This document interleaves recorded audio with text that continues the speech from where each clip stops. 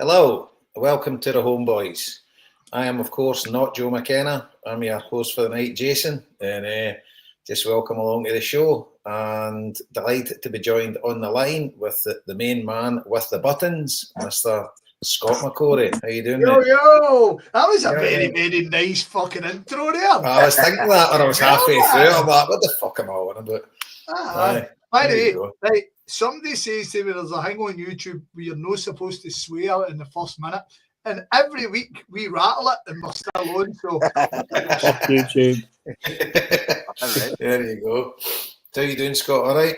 I'm all right, mate. I'm okay. Yeah. I started my detox on Monday and I lasted to Tuesday. And then you'll be cracking your first can at 7:30 tomorrow morning. Exactly, mate. Exactly. Yeah. Happy days. And the Royal Borough of Rutherglen, Longers himself. How you doing, Liam? I'm all right, Skipper. What's happening? All right, all good in the hood. After our wee conflab last week, fucking picking the bones out about a disaster at Ibrox. Fucking how things? A week's a long time in football, I'll tell you. It is a long time, mate. I've done 7 days sober, and that's going to finish in the next 10 minutes, I reckon. All right, happy days. Take a drink. Take a drink. And right over to Erin's Green Valleys, the man, the legend, the myth, Mr. Marty Flynn. How you doing, son? Oh, my name is McNamara. He's a Celtic boy. Right back. I think that's the first time that Match Your Night was the first time in history I've ever heard any cunt singing that song apart from me. I sang that whole song at Easter Road, and it was 0-0, and I stood up and sang it, and one guy in the back went, "Fucking brilliant," and every other cunt just never said nothing. So, As far as day is for turning defence into attack. Me and the wee man were fucking singing it. I had it on YouTube the way home from school today. It was fucking great. I'll tell you what, we'll get into it, right? But honestly, see the atmosphere of the game the other night. Everybody in the stadium had a big massive cheese on their face because of the songs. And it was like you were just waiting for the next one coming. You're like, and I don't know about you, Scott, I was dying for the Stuart Armstrong song and it never came, you know. Yeah. The Stuart Armstrong did come. The boys sang it. The Green Brigade didn't. I'm pretty sure the Green Brigade. Okay, I knew I'd heard that, I just didn't know. I was sitting next to it. Fucking hell. But brilliant atmosphere, and I tell you what a retort to old Brender's fucking spitting the dummy out, do you know what I mean? It was absolute class for the fans. You, Brendan. Brilliant. It was absolutely brilliant. So happy days. So we've got since we were last time we played 2 games, haven't we? Mm-hmm. Yep. Aye. Dundee United 2-0 and then St Mirren 3-0. Yep. So what we do anyway? Have we got any more shout outs or anything like that today? Is the charity thing done and dusted? Or we just that's it? You said your bit. Yeah, pretty much. So after last week's chat, I did find a few more prize winners. So got the 2 prints from Social Recluse.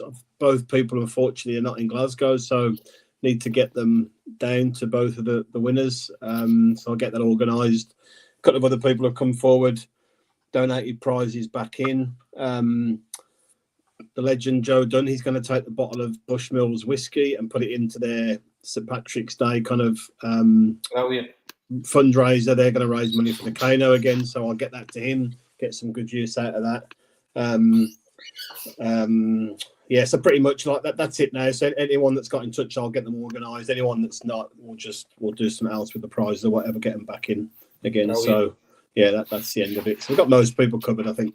Yeah, and Sean, Marty's favourite out in Dubai, the safe arrival of his signed Everton shirt. Correct. So he was delighted with that.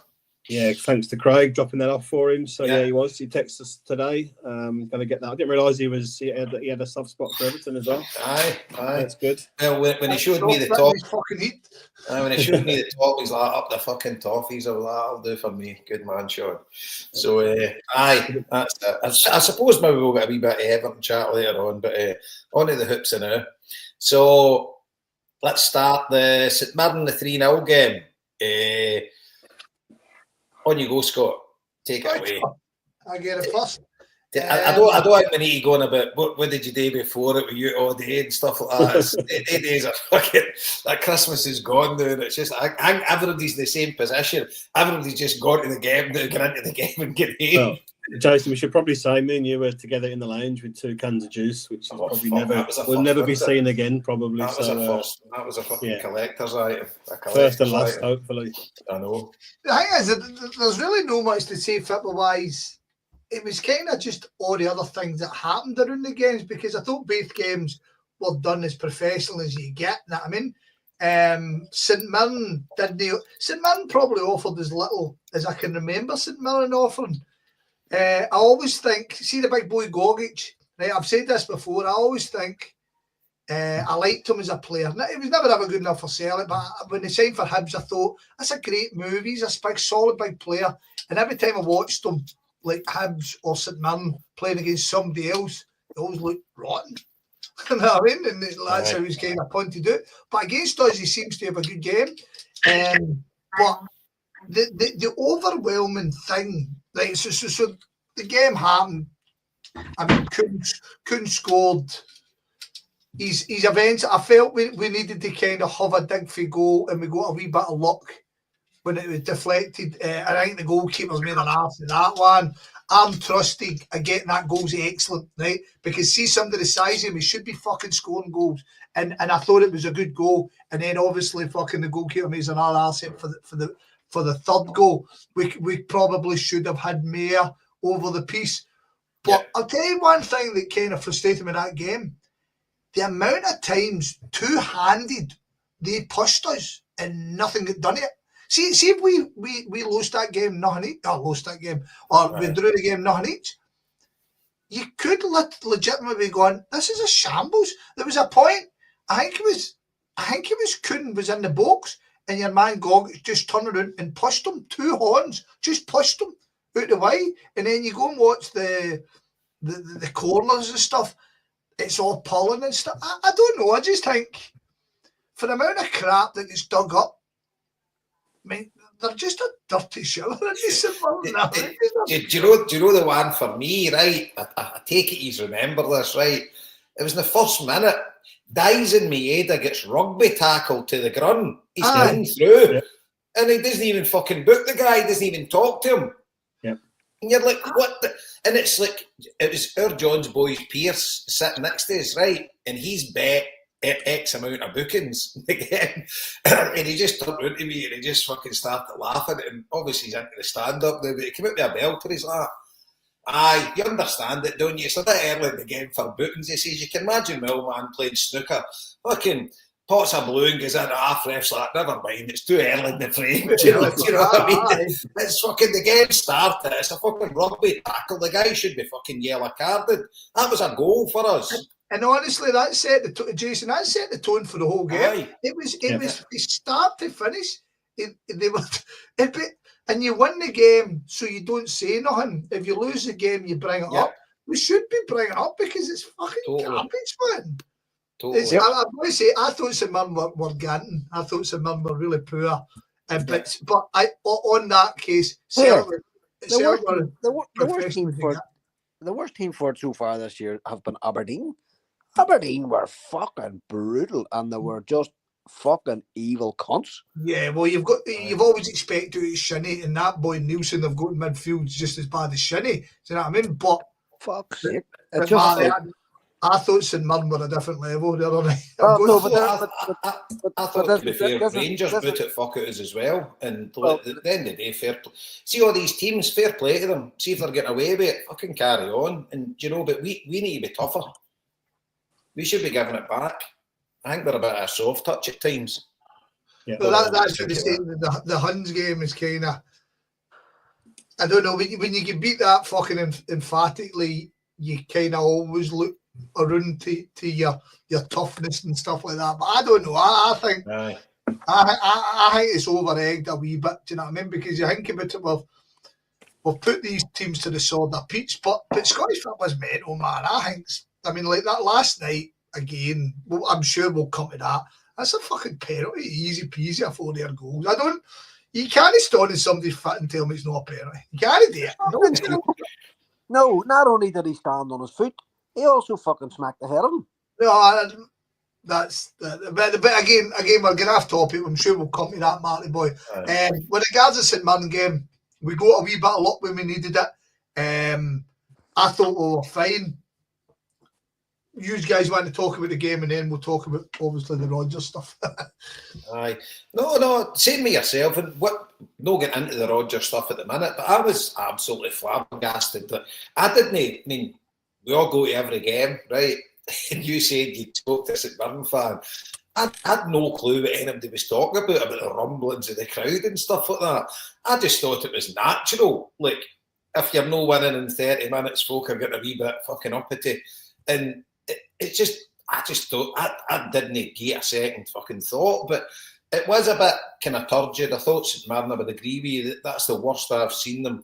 And Stephen Robinson after the game, I can give you no credit at all. And you could beat them 23-0 and they say, we didn't take our chances, it's our fault, you know, it's fucking, you're like, Jesus, come on. To back up your point, right, in the stats, we had 6 fouls against us, they had 8, and they had 1 yellow card. And aye, madness. I know. And I didn't have much more to say, Scott. But I can't. No, it's not. It's just I do want to go into the Rodgers thing, and I think that's a totally different. I just want to know what Liam thought about the game, and then we can come back to that. Just a couple of things. A couple of things just on top of what you've said there, Scott. So I know we say it every game, right? But the last 2 games have been some of the most appalling refereeing displays I've seen for fucking. And you feel like you're saying it every game. You feel like it gets worse and worse each game. The things that they let go, the things that they allowed to happen, and then slight contact from us on one of their players, and it's a foul every single time. So that was pretty frustrating. I thought St Mirren come out and did. I wouldn't call it clever, but they played really narrow, 5-5-4-1 or whatever, 5-3-2. It felt like all their team were like 6 foot tall, or almost all of them. So I think they closed the space down. They were physically imposing on us, like you said, with them, you know, within and without the law, and they just really frustrated us. And I think that was obviously done deliberately because we're on the back of getting beat in the derby game. So you know, they're just trying to get the crowd obviously to turn against us. So I could understand why they were doing that. The goalkeeper time wasting from the very first minute of the game drove me nuts, man. And I know we say that again, we say that all the time. But he was doing it even when they were 2-0 down. Exactly. They were 2-0 down. He's wasting time. You're saying, what the fuck are you up to now? You're getting beat 2-0. Exactly. Like, what are you training for all week to fucking do something like that, man? Which drives me nuts. But so I thought it was a tough game for us, and I thought, you know, we didn't play very well. We weren't very creative. And I think you've got to give the players, you know, putting the Rodgers thing aside, you've got to give the players a bit of credit, I think, for actually coming out that game with such a big win, really, you know, 3-0, because it was a sticky game. It was, you know, a physically imposing game. And I don't know about you guys, but I feel like the last 4 home games in the last 10 days or whatever it is, I feel like I've just watched the same game for 6 hours. Right through it. It doesn't feel like there's been any difference. It's like our same team, same style of play, same players, same opposition setup. It's just felt like the same fucking, like watching the same movie 4 times. But so I think you've got to give the players credit to come through that with 4 wins, 13 goals, none conceded, you know, and just ticking the games off. And whoever the fuck come up with a fixture list that gave us all them games in the same spell over that period, it's fuck me, man. I don't know how you can even do that, but see on that point, Liam, I think it's quite important, right? And I've been thinking about this since Rodgers said his wee rant and everything, and we'll get to that. But aside, do you know, I think like we're getting spoiled here because we've got a massively efficient fucking machine here that just churns out results. You know, you're talking about Dundee United away. Fucking hell, we could have won that 6-0 if a couple of the chances had went in, right? But it's just every game now, we're just churning out results constantly. And there might be a wee half-hour blip here or there, but the players and the management have got to get massive credit because apart from the derby game, and people have been talking now, I reckon there is some truth in the matter that we had a massive bug going through the team and Rodgers didn't want to use it as an excuse, because there has to be some explanation for how brutal we were that day. But that aside, it's just an absolute machine that we're watching now. Yeah, I think you're right. I mean, I'm embarrassed to say it. I found it a bit of a grind, them games. Do you know what I mean? But that's terrible to say. We've won 4 out of 4, and like you said, no goals conceded. But we are. Well, maybe I am. I don't know. But we are definitely spoiled, and you never turn up to them games expecting anything other than a comfortable win, which isn't right, really. Well, it shouldn't be, but it's happy times because. Yeah. We are totally spoiled. I mean, you think of the years we've watched Celtic, and I can't ever think, well, under Ange, aye, but there was the odd game chucked in here and there, but we're not. You take the Derby game aside, every other game, the Aberdeen away, but the weather was mental, right? We still get the result. But every other game, it's just an absolute, professional fucking dismantling of the opposition every single week. Yeah, definitely. And I was saying that to you before. Remember when we talked about the cup final, and I was at Hampden. I'm thinking during the penalties, just before the penalties, I'm like, we're going to have to lose some point here. I was trying to think back to the last time we'd lost a game there, and just we are completely spoiled by this whole era, and this all this success, and it's brilliant for us. But maybe we just do take things for granted a little bit. Jason, I'm just, when you were talking there, you were talking about the one with Maeda, see, against St Mirren, and I think it was Engels was going for the ball, and the big boy Olasanya just fucking shoulder challenged him, and near fucking knocked him into the main stand, man. Fucking just bursted him. I was like, there was a couple as well. They clattered us in the middle of the park and gave them a foul. You know, it might have, but I think the one was against Engels, because I mind Engels. I remember him what the fuck has happened there? Why is that more foul to us? That was, I always remember when Joe Ledley came up the road, and his first couple of games, he was getting bullied, and like cunts were just rattling him off the ball and all that. And then we went to Tynecastle, and he gave out to somebody to get sent off for his first challenge. And I can remember him standing looking at the ref as if, what the fuck is happening here? I mean, it's a plan. But no, I know what you're saying, Liam. See, when you've got guys like Maeda in your team, and you've got guys like McGregor, Hatate. I mean, like, Kuhn's the outlier, isn't he? Because everybody else is a workhorse, and it's and nobody's going to score a goal by fucking chipping or two conceding falling at the top corner. Kuhn aside, and even Kuhn is very, very effective. Do you know what I mean? Yeah. And it really is a fall off. I mean, you look at guys like Johnson. Johnson comes out of Team Ralston, 2 workhorses. Greg Taylor, he'll give you effort in his goat. You know what I mean? There isn't a lot of flair in the team. It's all fucking, and I was always the type of player I liked. I always liked the guys who are just efficient. But that's what as I get older, that's how Jota, that's how guys like Kuhn, Paddy McCourt, Paddy 100%. Roberts, McGeady. You know what I mean? Yeah, because it's funny. I was saying to Mick the other night, the second game or the game Wednesday, Maeda's crossing has improved loads. I don't know if you've noticed this, but like from the left, he kept putting them out of play, but he's getting loads of the balls into the box now. But because it's from the left and on his left foot, he never looks up when he crosses. Right, he's just learned to put the ball into an area that could be dangerous. But obviously, we need a bit of luck that it's gonna land somewhere near one of our players. But he has improved loads. But compared to what you're saying, I think that's worth talking about after the Dundee United chat, because it kind of ties in with that. But Marty, you get anything to say about the game before we rattle on to the fucking big trusty fucking scoring a goal from a corner. There's a fucking rarity, him scoring. We've had a few for corners this season, to be fair. It's a good wee addition. taken years for us to get this far. Fuck's sake. Aye. I know, it's good to see him get a goal as well. And, you know, he's looking Did he no look bad. dangerous now, didn't he, Jabo? Aye, he is. Aye. He's looking the part. And obviously, with the Scales thing at Ibrox and that, Trusty had to come back in, do you know what I mean? But he's done really well. And I feel bad for Scales because he's been brilliant, but he was awful that day, and Trusty definitely deserves his place in the team. And he is looking really good. So, fingers crossed.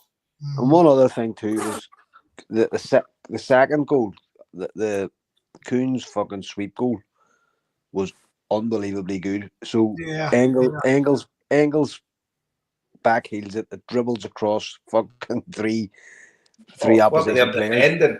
But the goal is continuity, but still.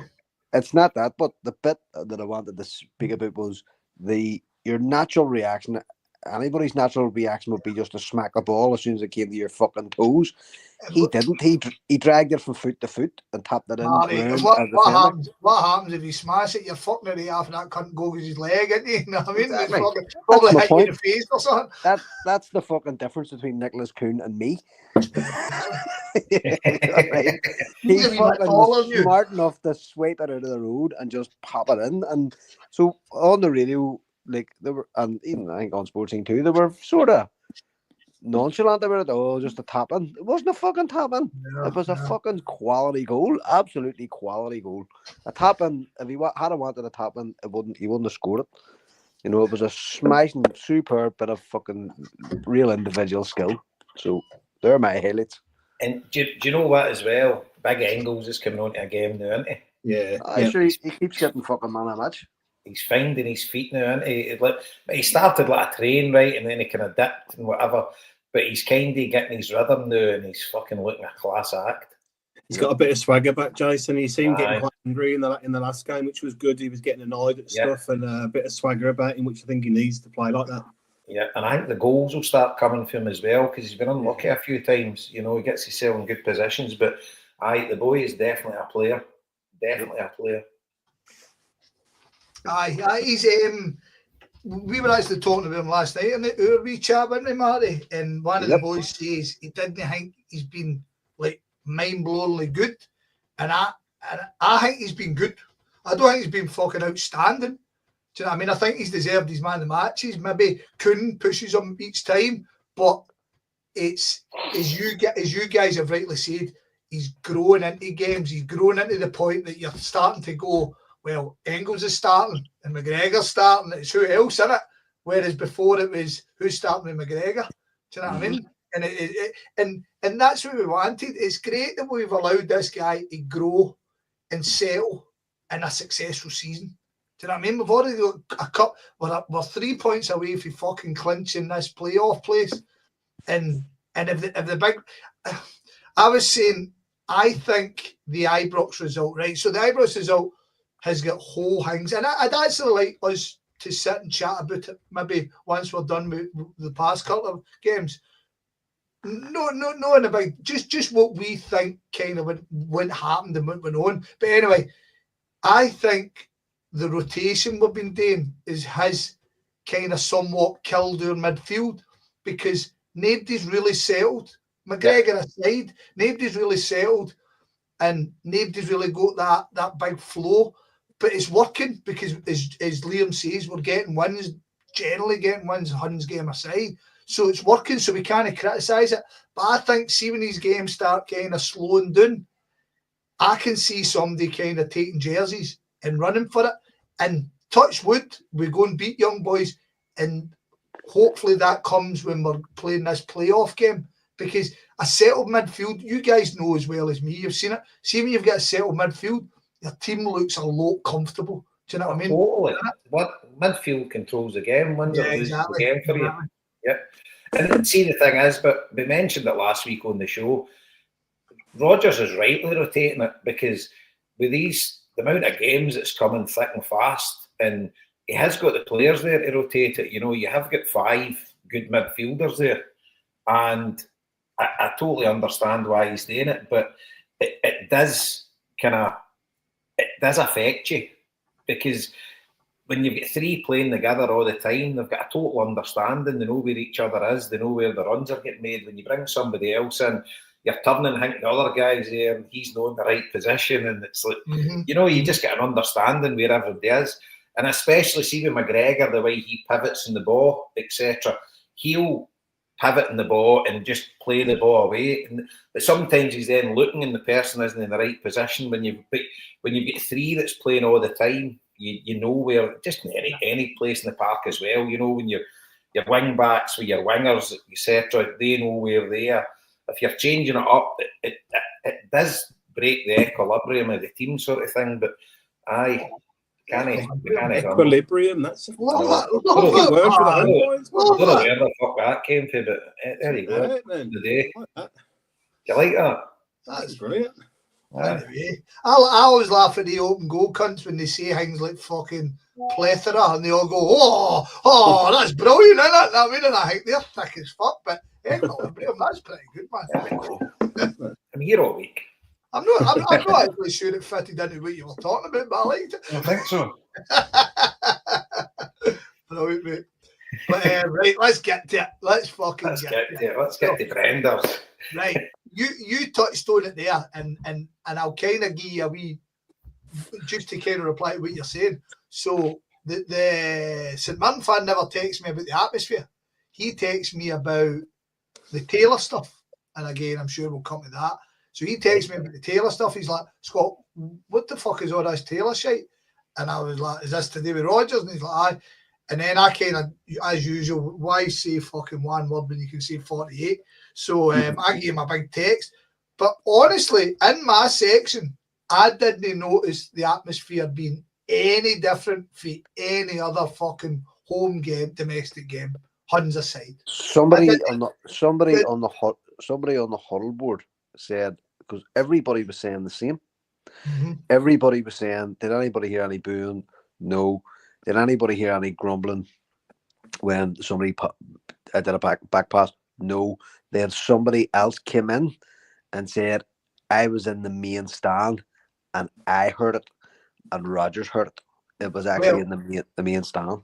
The Celtic Exchange suggested the exact same thing. They said but in fairness, what was that? It was Boxing Day, wasn't it? Was it Boxing Day? No, it was it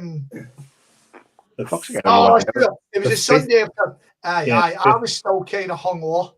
So I was like, and it was Baltic, remember? And I was like, fucking hell. But I can't remember. And I said to my son, Mum, mate, I said, you know yourself, you go to every game and you're always at Parkhead. I didn't think the atmosphere was any different for any other St Mirren game.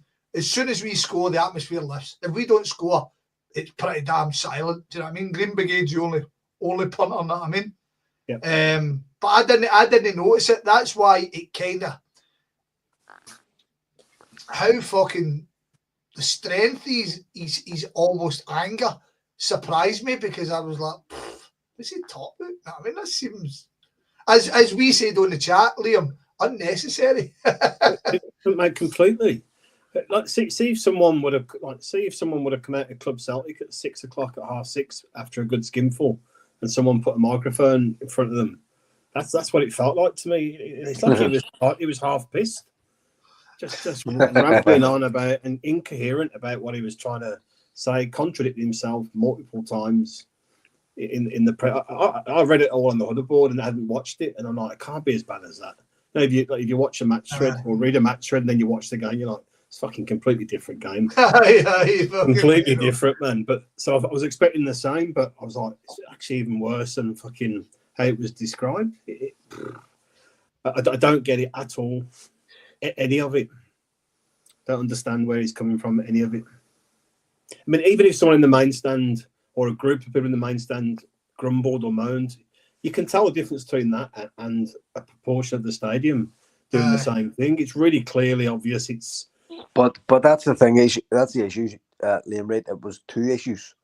The one issue was the reaction of the crowd if we're not 2 up within 20 minutes, as Scott says, and grumbling and wanting the ball to go back. The second issue was singing a different player's name. So why he was so annoyed Right, wait. Before we go to that one, let's talk about the crowd and the pass back thing. Right, I've heard it suggested that he was trying to do the old football manager thing of taking the pressure off the team and putting it on his shoulder. And that could well be right.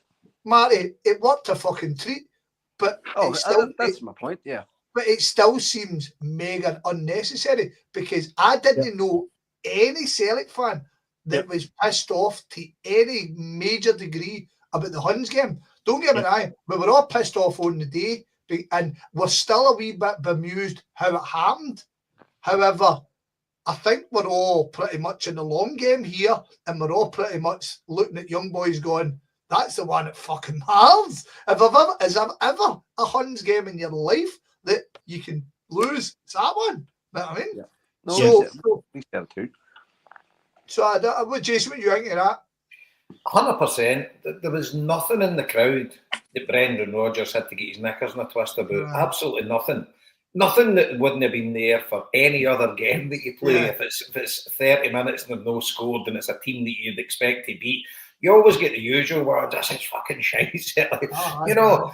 But the vast majority were just watching the game and just waiting.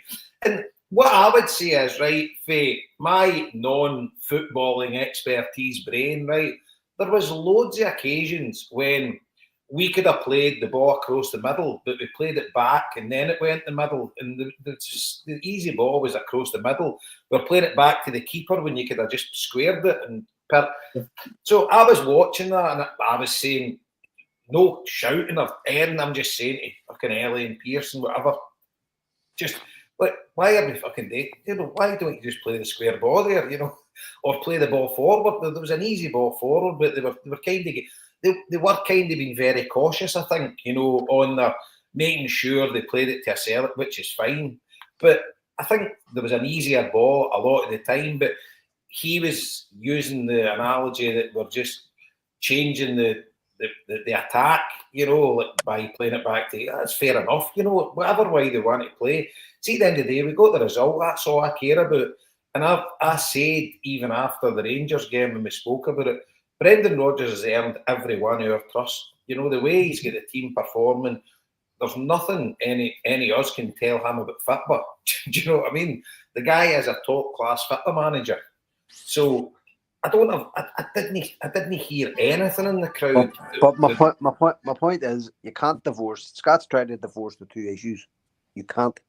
It's in Brendan Rodgers' head. He's watching things or he's hearing things in real time.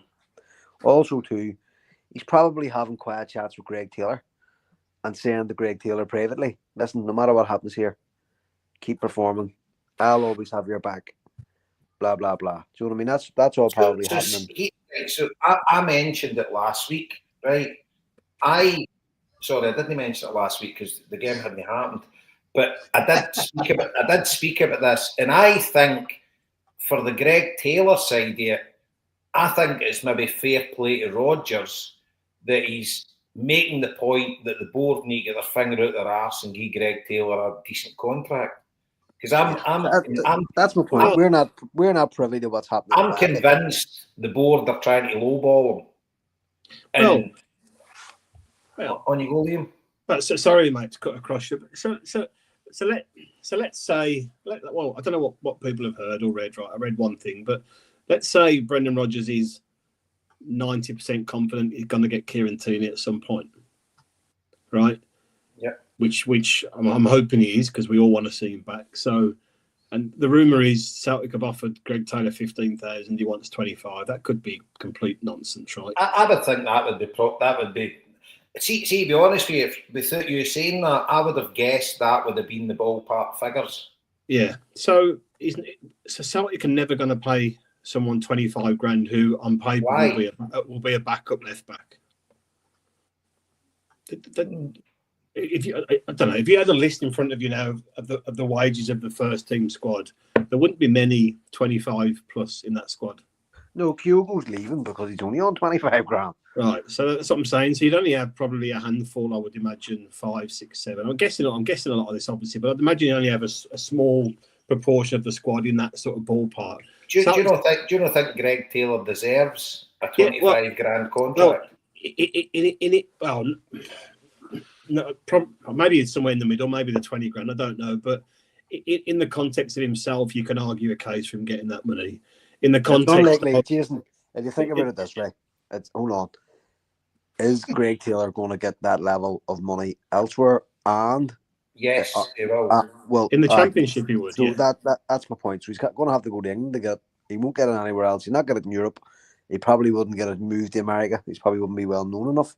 So he's hoping to get a transfer into England. So but before you jump onto the Taylor, what Taylor can get, if you look at, just to finish off, looking at it from Celtic's point of view, if they are confident of getting Tierney in, who's probably going to be 30, 35, whatever the top wage we pay, they're not going to want to spend then another 20, 25 grand on someone who's essentially going to be a backup to Kieran Tierney.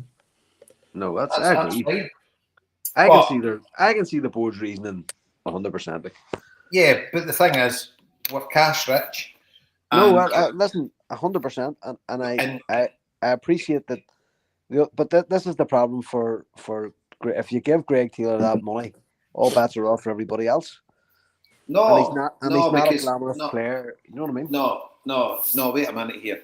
Greg Taylor has been an absolute mainstay in the past 3-4 years at Celtic. Played just about every game, fit all the time, gives 150% every single game, and he's been an absolute excellent player for us. So there isn't every other player at Celtic can say that. Right. No, but he's not Kyogo levels of talent. Right. So that's my point.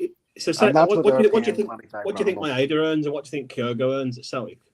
Probably about 20 to 25 grand. Right. So yeah, agreed. Right. And Taylor, I'm a Taylor. I like Taylor. Right. I think he's been really good for us. He's limited, but he gives his all. He's hardly lets us down, but he's not the same value or level as Maeda and Kyogo, for example. And I would say they're only on probably 20 to 25 grand. 100% agree with you. Yeah, right. So that's the board. That's the board's reasoning. Aye, see the board. I get where you're coming board-wise, right? As supporters, I don't understand why supporters are caring about Greg Taylor getting whatever. I don't. Surely it's only in the context of keeping him, Scott. If you think he's worth keeping, sort of thing. No, fair, mate.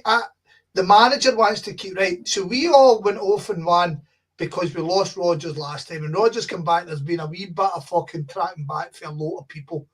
And they've all been going, well, he get treated as shite. He wanted this and he got that. He wanted this and he got that. If the board just paid this, we would have got that, we would have kept him, we would have went somewhere, we would have done this. Right? And the fact is, Brendan Rodgers doesn't care how much fucking Greg Taylor's on. Brendan Rodgers wants to keep him. Now the board are sitting going, I mean, I'm not going to sit here and have this argument who deserves what and who deserves fucking what. But hold on, but Scott, that's the same with every manager everywhere. Yeah. And Marty, I know. Yeah. I'm just saying I'm not going to get. I mean, we're equating players' importance to. As Jason rightly says, he's been a fucking mainstay in our team. Yeah. He's been a first pick for fucking years. Right, so but that not punish the new kid. Yeah, right? Finish off. And see Kyogo's been the same, and Maeda's been the same. So I can understand why Taylor, and then it comes to his age and it comes to his last contract.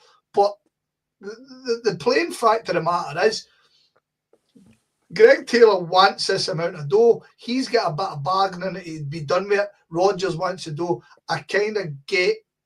Or I just don't see the point in Celtic fans kind of arguing about who deserves what though. But that's fucking football. But we all need to get that out of heads. It's the same pish when I hear fucking Adam made it cost us 9 million. So fuck. So Scott, just to be clear, I'm not arguing on anyone's behalf. I'm just. You said you hate him, mate. You said you hate him. I'm speculating what the board are thinking. That's where the question started. That's what Jason said at the start. Right. So getting back to my initial point, I reckon the Brendan Rodgers rage was maybe a wee tap in the back to Greg Taylor, saying, "I've got your back here, and I want you to get what you're asking for." I agree, but using the fans to beating the fans with a stick to do that is a real fucking own goal, man. A real own goal. I agree with that as well. I agree. You guys are all right. I've only done.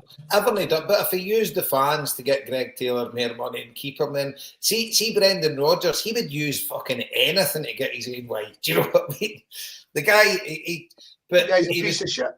He was absolutely miles out. He looked. I reckon he'd been reading Celtic social media for a fucking few days after that.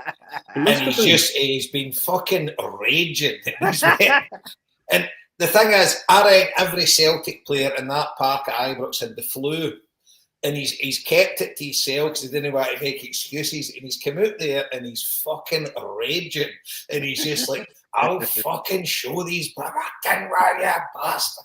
You know, and it must have been pestering them because he was incandescent with rage there in our word. Fucking read a wee dictionary before I go on. But here, what did the day toilet paper? But here's the thing, Jason. He can turn it on and off because he was full of praise for the fans yesterday.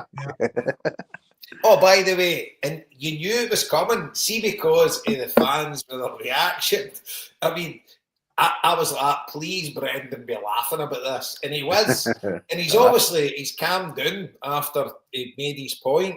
But he got his point across, and whatever the way it turns with the Greg Taylor thing, you know, But do you not think he's put Taylor under more pressure though, with the support now by doing that? Do you know what as well, right? I listened to Radio Clyde the other night and they made a big deal about Greg Taylor. They were talking about Greg Taylor, and Greg Taylor's never, to me, been an issue here. Because the Kieran Tierney song had fuck all to do with Greg Taylor. Exactly. And it's like, Greg Taylor's been dragged into this when he shouldn't have been. Yeah. But I think if Greg Taylor gets what he's want, and he's made it clear that he wants to stay with Celtic, who wouldn't he? I mean, the rumours with Dinamo Zagreb, that was just fucking insane. Garbage. Pay half the wages that we would pay. Dinamo Zagreb are run by the mafia. We all know it. They're a mafia club. They are not spending multi-millions buying players in from fucking Scotland. It's the opposite. They're pumping players out. They're creaming up fucking profits. I'm not convinced he wants to stay, Jason. I gotta be honest. Well, he's come out and said he does. But everybody says that. Rarby here, especially if Kieran Tierney comes back. I don't see Taylor settling after being 4 years or 5 years first choice left back. I don't see him settling for being a squad player or a backup. Do you know it's an absolute fair point. And see, the thing is as well, he runs his contract down, leaves for Buck Shea, massive signing on fee, whoever he goes to, you know. And it's like, so if Celtic don't give him the 25 or 22 or whatever it is he's looking for, if Celtic don't give him that, then he will leave because this is his final contract. He's signing a 4-year deal or a 3-year deal with whoever he goes to, and that's him made for life.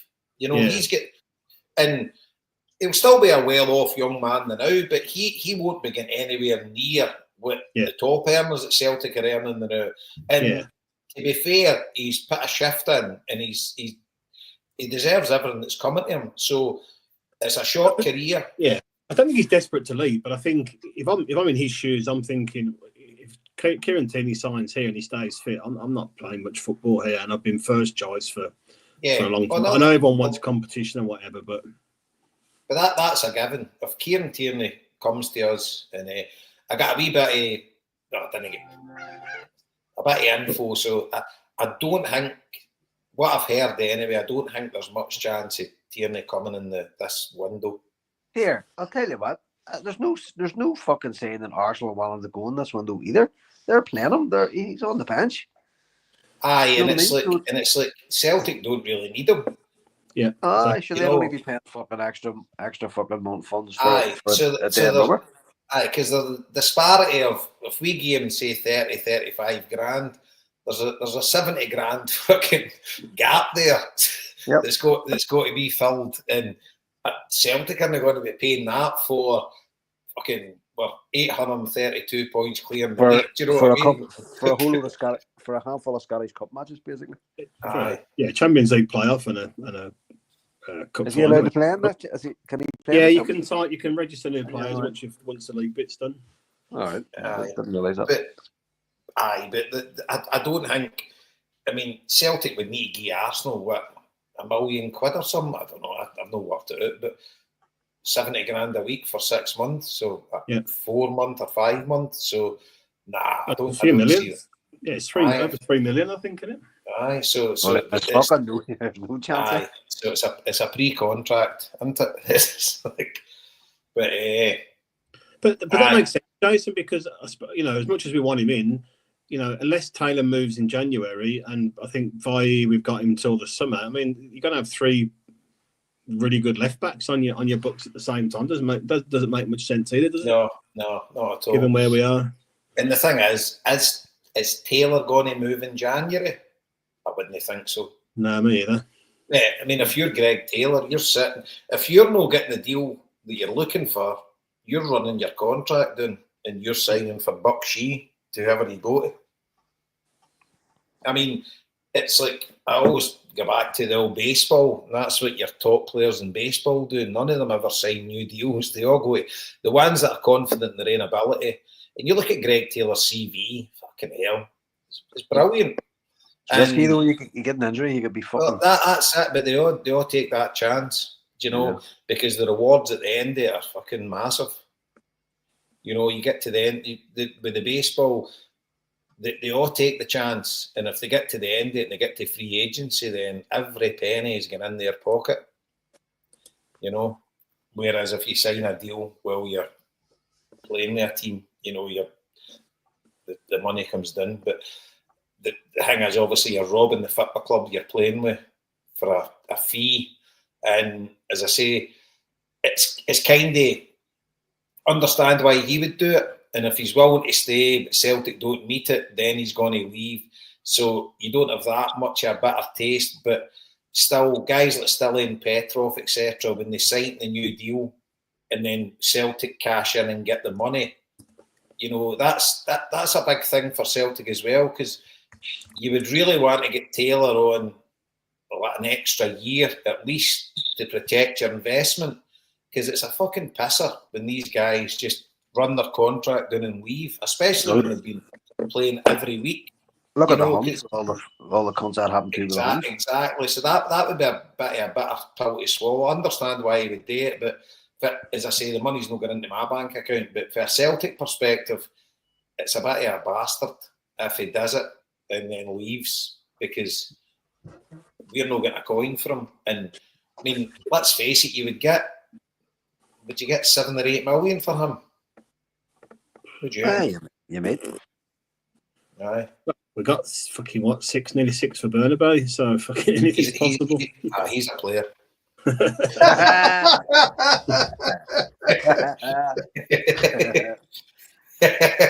Bunkum. Who's the last first team regular that left on a Bosman? Do you know, I was thinking that the other night when I was talking about it, Liam, and I can't think. Joe Lerley. Was he playing at the end by the time he was kind of done, but wasn't he? Yeah.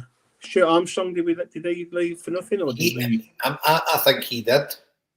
Did he? No, Stuart Armstrong went to Southampton for a couple of million. I think so. He did. 8 million or something. 8 million or something. Did he? 8 million. Did he? Yep. Right, man. 8 million quid.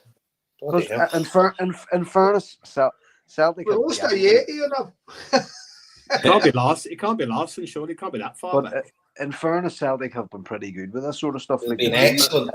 Yeah, been excellent. Point, yeah.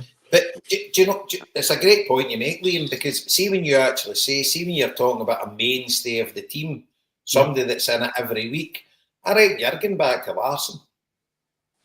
Yeah, I was wondering that. But obviously Celtic did it with Larson. That was part of the deal of him staying on.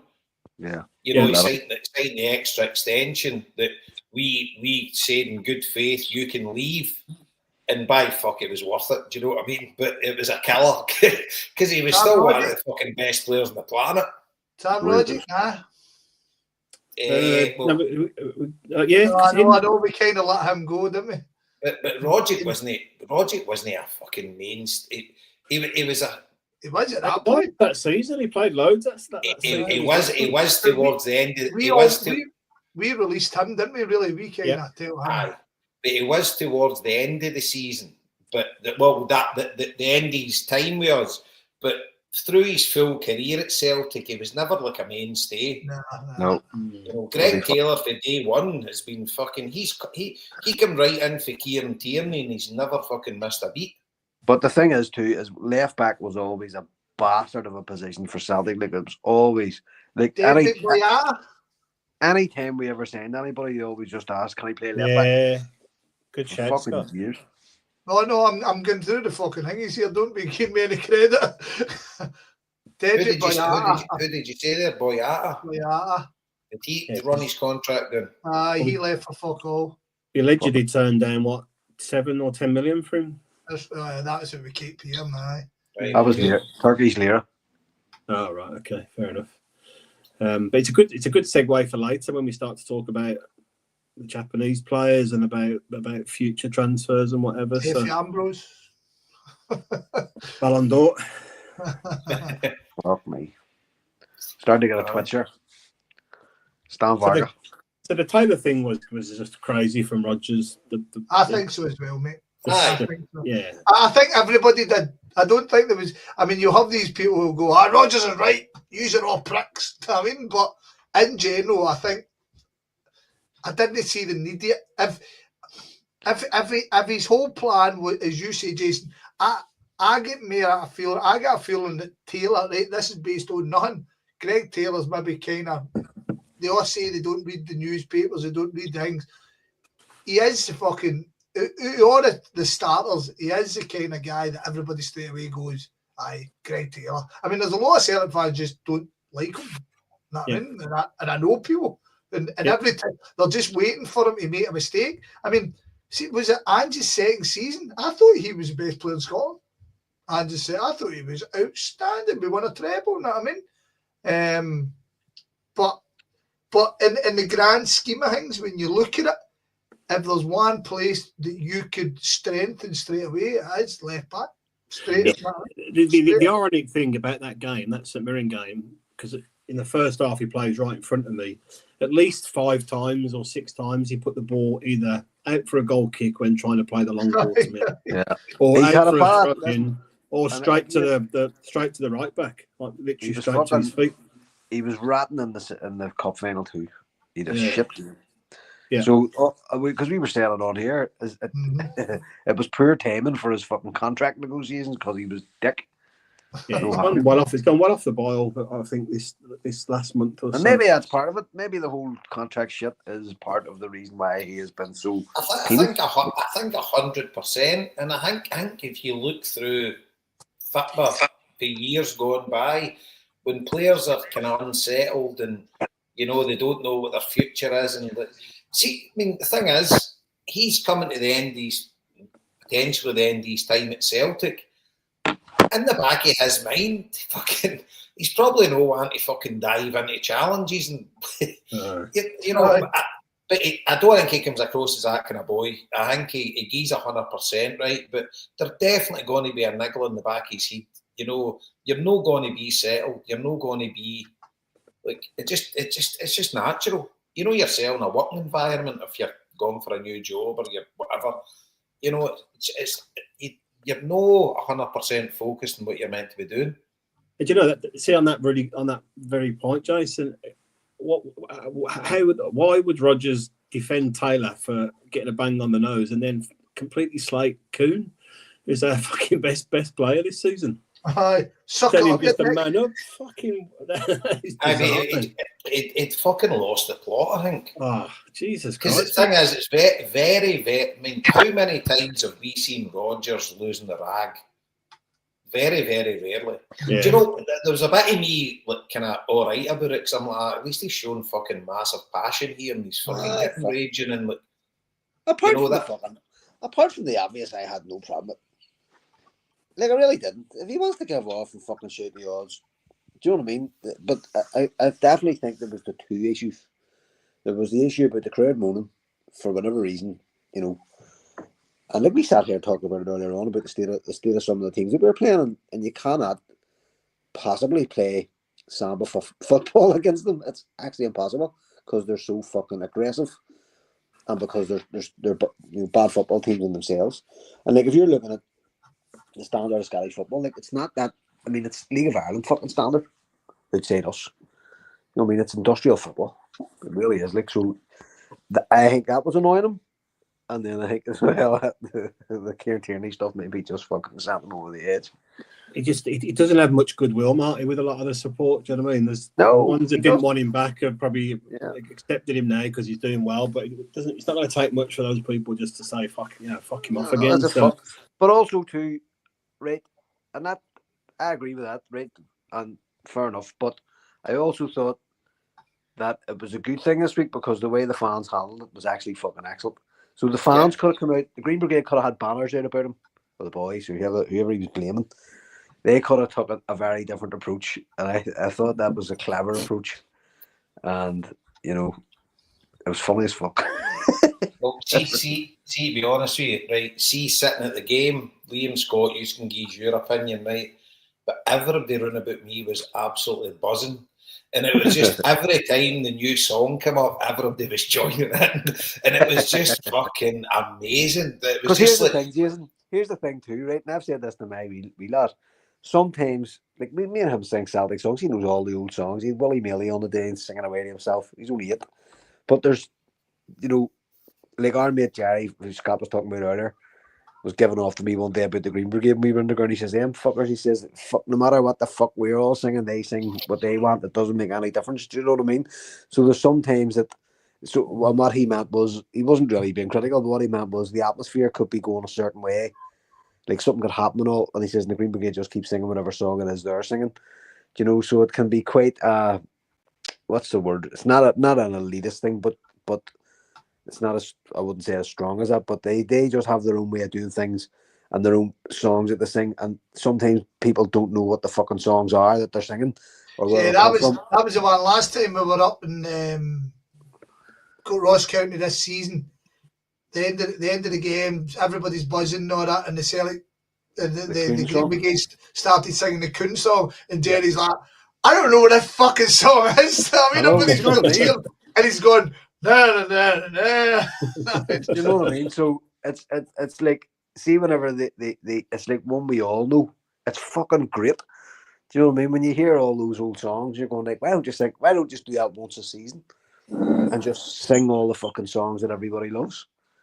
Do you know what I mean? And the political songs are involved that too, because a lot of people don't like the political stuff, and it's their prerogative. I'm going to jump in here, lads.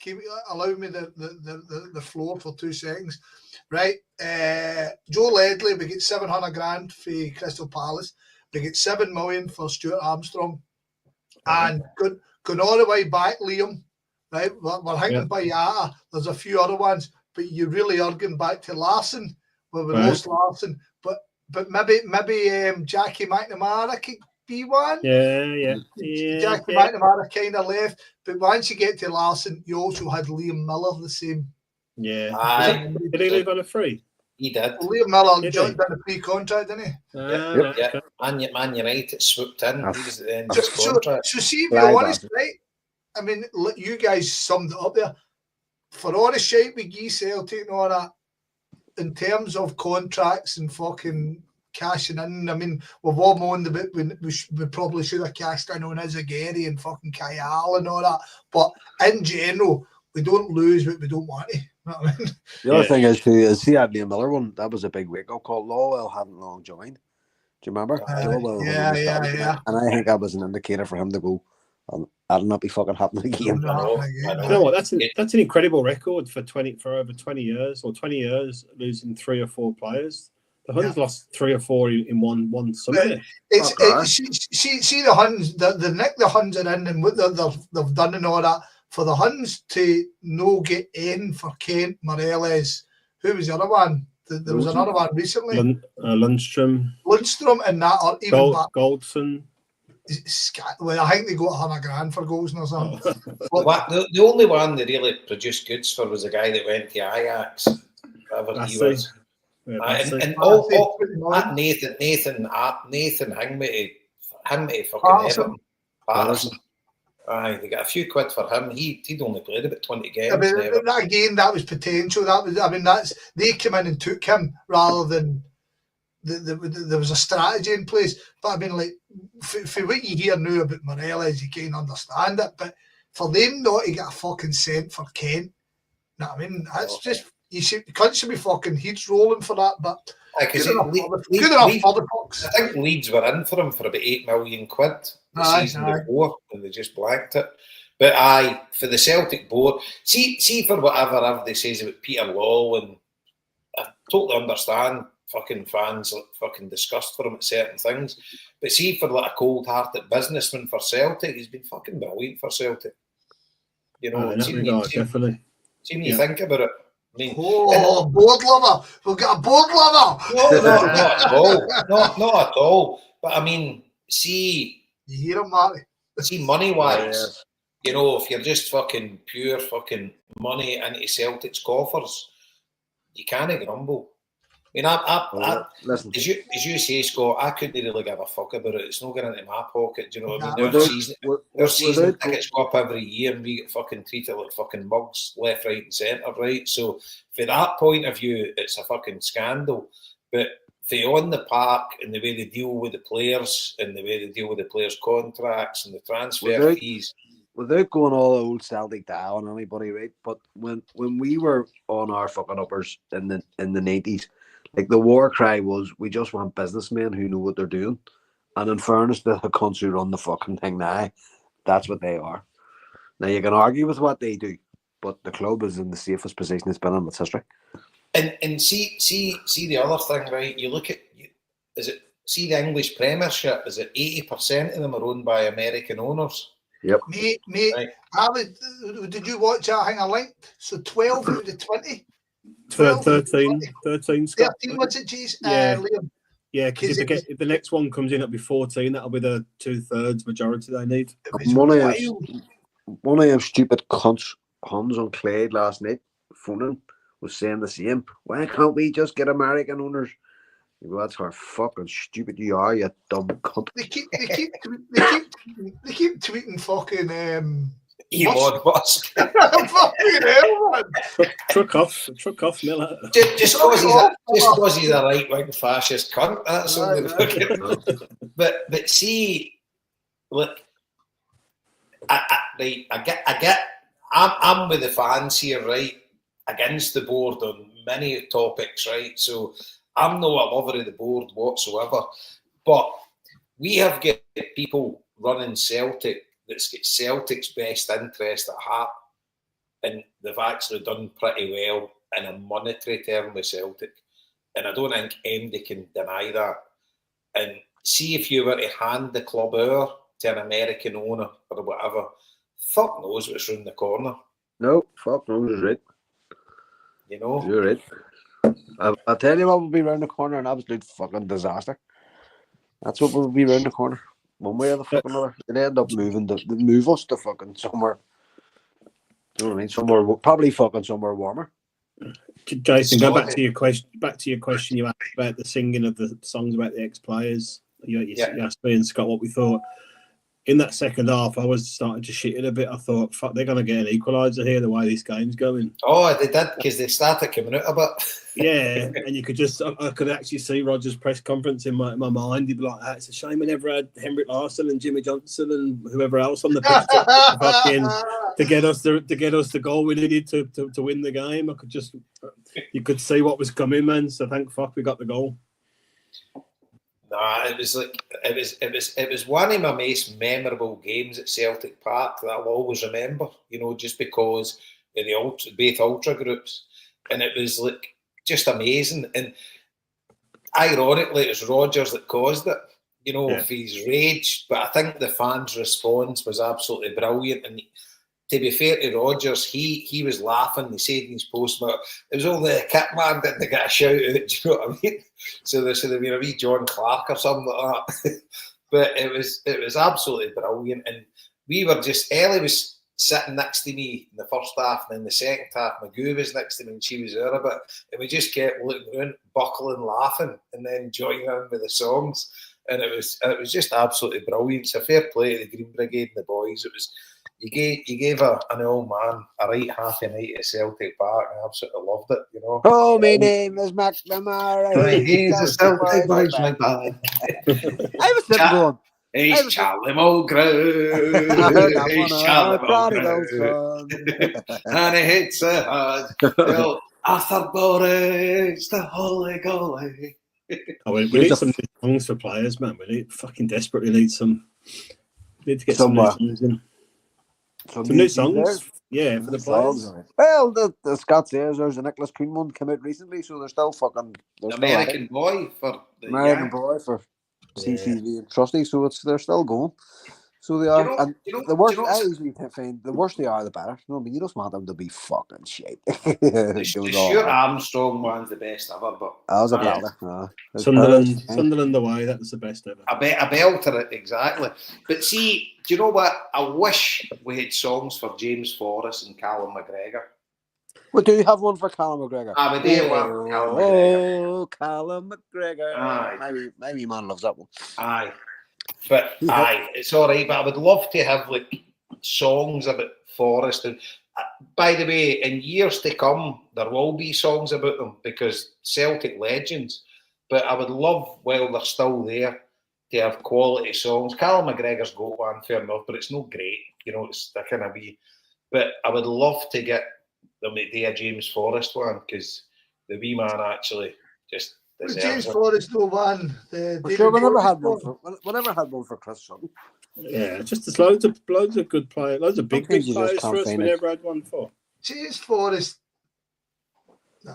James Forrest. There's a star man playing on the wing. His name is James Forrest. I just looked in the chat there. Sean says the best one was Scott Sinclair. He's far. I think the best one. Mine's is Armstrong, but Scott Sinclair's was up there. That's absolutely brilliant. Yeah. It was at that period you had Edwards one too. Was it outstanding? They sung that as well. I actually forgot about it. I was actually going, "What's that?" And I went, "Fuck, that's Edward." I forgot about that. See, I was wondering with their song Hingy because as much as you say that the Abada and Kyogo song was good, so was the Giacomakis one. You know what I mean? Here's the thing too, Scott. When that fucker Kyogo scores, they still play that shit Scooter song, despite the fact Abada's not even here anymore. Oh, fella scored one each. Fucking hell. Yeah. Well, you must be behind them, aren't you? I was going to say it was about 20 minutes ago. Oh no, sorry, no, it's 2-1. Sorry, 2-1. That's a different scoreline altogether, Marty. Yep. Sorry, I hadn't noticed that they had fucking. Guy I work with, he's a West Ham fan. He's took his 2 kids up. West Ham. Good. Fucking. Exactly. One of them. Just for the next couple of weeks. That's it. Then fuck them. That's it. So, are we talking about the Dundee United game? We know asked. Yeah. Let's talk about Dundee United game because I thought Dundee United were pretty good, in a mad, weird way. Do you know what? I didn't think they were pretty good. I thought they were kind of. Well, I thought they played the same way. Well, they kind of totally defended at Tannadice, and then I was like to myself, look. Obviously, you mentioned at the St Mirren game, we got a bit of luck. We got a bit of luck with Maeda's as well, but it was a good finish, but obviously it took a wee bit of deflection. And then it was a bit kind of tenterhooks a wee bit, but no, really. I didn't feel under too much pressure. And it was good because Hatate, we all admit, he had an absolute stinker at Ibrox, but I was glad to see him getting the goal when he came on. But it was another just efficient performance for Celtic. I just thought, Right, first half, I thought Celtic were really good. I thought it was a really enjoyable game. Maybe because what you guys are saying about the singing and all that, but I thought Celtic were knocking the ball about well. The way they were playing, they were offering nothing. I mean, the top goal scorer in the league, is that big boy Dalby with 10 goals in the league. And he started on the bench and they played the big Dutch fella. up front just as a battering ram, and they offer nothing. They just did, right, and I felt really sorry. I think we'll come to it, but I felt really sorry for Ida, because Ida's playing with his back to the game. As I've kind of alluded before, I don't think that's how he's learned to play football. So I think we're at the point now that he's learning how to play what we need him to be, right? But that's an argument for maybe 10. But anyway, and I was watching it, and there was a big boy, the big black guy in midfield. He would, once it went into his feet in the box, he would come and mark him, allowing the two centre-halves to stand free behind him. So even if he managed to turn that big midfielder, he was running into two centre-halves. So he had a cunt of a night. So if him trying to lay the ball off, I kind of understood it, but they offered nothing. But what do these teams try to do? Keeping the game until 60 minutes, and then we'll go for it. And it was only 1-0, and then they brought on the boy, and they started running us, and I don't know who's fucking reverbing here, but you hear it? Yeah, I think you're all right. Carry on, Scott. I think you're... Aye. So I felt, right, they committed it. We were only 1-0, and I thought they could have hurt us in that second half if their crossing was better. They made some bad decisions. The big boy up front cut it back when probably a shot was on. I don't know. It was. I wasn't unimpressed with Dundee United. I mean, it's no great to watch. It's pretty turgid to watch, but a wee bit. I mean, you can't say in that second half that you felt totally comfortable. We were in a good position. I don't know what you think. Yeah, the second goal came at a perfect time for us. I was desperate for it. I agree with all that, Scott. I thought we were the complete opposite of the St Mirren game. I thought we were, good, free flowing, fast attacking football. The ball just didn't really drop for us in that first half, or just didn't quite get the kind of the openings that we needed. And the point about Ida, I thought Ida's looked pretty slow and sluggish the last couple of games. Maybe you probably nailed it better than me that he's playing a different way or whatever. And I just think the number 9 position, or the centre forward's a bit of a problem, full stop, for us under Rodgers. Whether it's the personnel or the way we play, I don't know. But I thought we were good in the first half, and I thought we were going to come out and probably finish the game quite early. But credit to Dundee United, I thought they'd come right into it, and I was expecting them to get a goal and pull it back to 1-1. So I was mighty relieved when Hetty came on and scored that goal. But it's just another game ticked off in it, another clean sheet, another win, another 3 points. Dundee United's having a great season under a manager who I was amazed when they took him on, given all the kind of failures that he'd had before that. But he was good. Obviously, he was at St Mirren, I think, originally he was good at. Yeah. So yeah, they're having a great season, and that game won't matter too much to them. But I thought I could understand why he left the big man on the bench for the start of the game, because he's not that mobile, is he? But and it paid off, I guess, in terms of they were in the game still by the time they brought him on. It was only 1-0, so, and he kind of had a half a sniff. But without being too adventurous, I thought they were a decent team. They weren't as negative as some of the other teams that come and play against us, I didn't think. But yeah, just a job done, ticked off, another game done and out the way. Can I also comment on the state of their fucking strips? Jesus. It was awful, man. Honking. Ah, Disgusting. I mean, that's your goal down, going out the tunnel. What the fuck? Facts laying correct, but I see your point. No, but can you imagine wearing that strip and everybody going, what the fuck's that, dickhead? You know what I mean? Is that it? No, we're talking about him. The singing. Is that? Aye, 3 points in the singing. There's the positives. But I thought Bernardo done well to come on for that. Here's the thing. Just to go back to what Jason was saying earlier on about the midfield, but surely to God, we need to find a way to play him. Surely, even if it's only like as a stand in the mire for these fuckers who are out, because he's a fucking class player. But the mad thing is, in Ibrox, I thought he was our best midfielder. He was the best midfielder. I said it in all my chats, and they took him off. I would have took the other two off before him in a minute. Hatate. Yeah. Hatate should have been off straight away. Yeah. Apart from his goal, Hatate has been dog shit for a year and a half. Like, no, a year and a half. That's fine. I've had enough of him. Out the fuck. I've had enough of him. Fucking a year and a half. Come he has. Fuck you. But it's one game out every 3 or 4. You know, he's. See, if you go back a year ago or a year and a half ago, I would have said he's probably our most valuable player. I thought he was different class. You were very, very drunk that day. Aye. But I'll tell you one thing. See, my love for Dies and Maeda, it's just fucking. It's at its ultimate now. He's my favourite Celtic player. No of all time, but see as it goes the now. See the full team the now. He's my man. I just fucking love the guy, man. He's fucking brilliant. He's mental, but he's just and see the amount of goals he gets us as well. You know, goals and assists. Yeah, he's got quite a few this season. Aye. Just I like the way he just kicks people about, just fucking leathers people, do you know what I mean? And then just walks off all in. he's that way. He just stands up and just walks away with no emotion. Just strolls away. He doesn't run away. He just strolls away. He just fucking does something and just strolls away. Where Kyo goes up, fucking you're right, pal, and all that. He's maybe getting a wee squeeze in the fucking under the armpits up there. You can't catch me.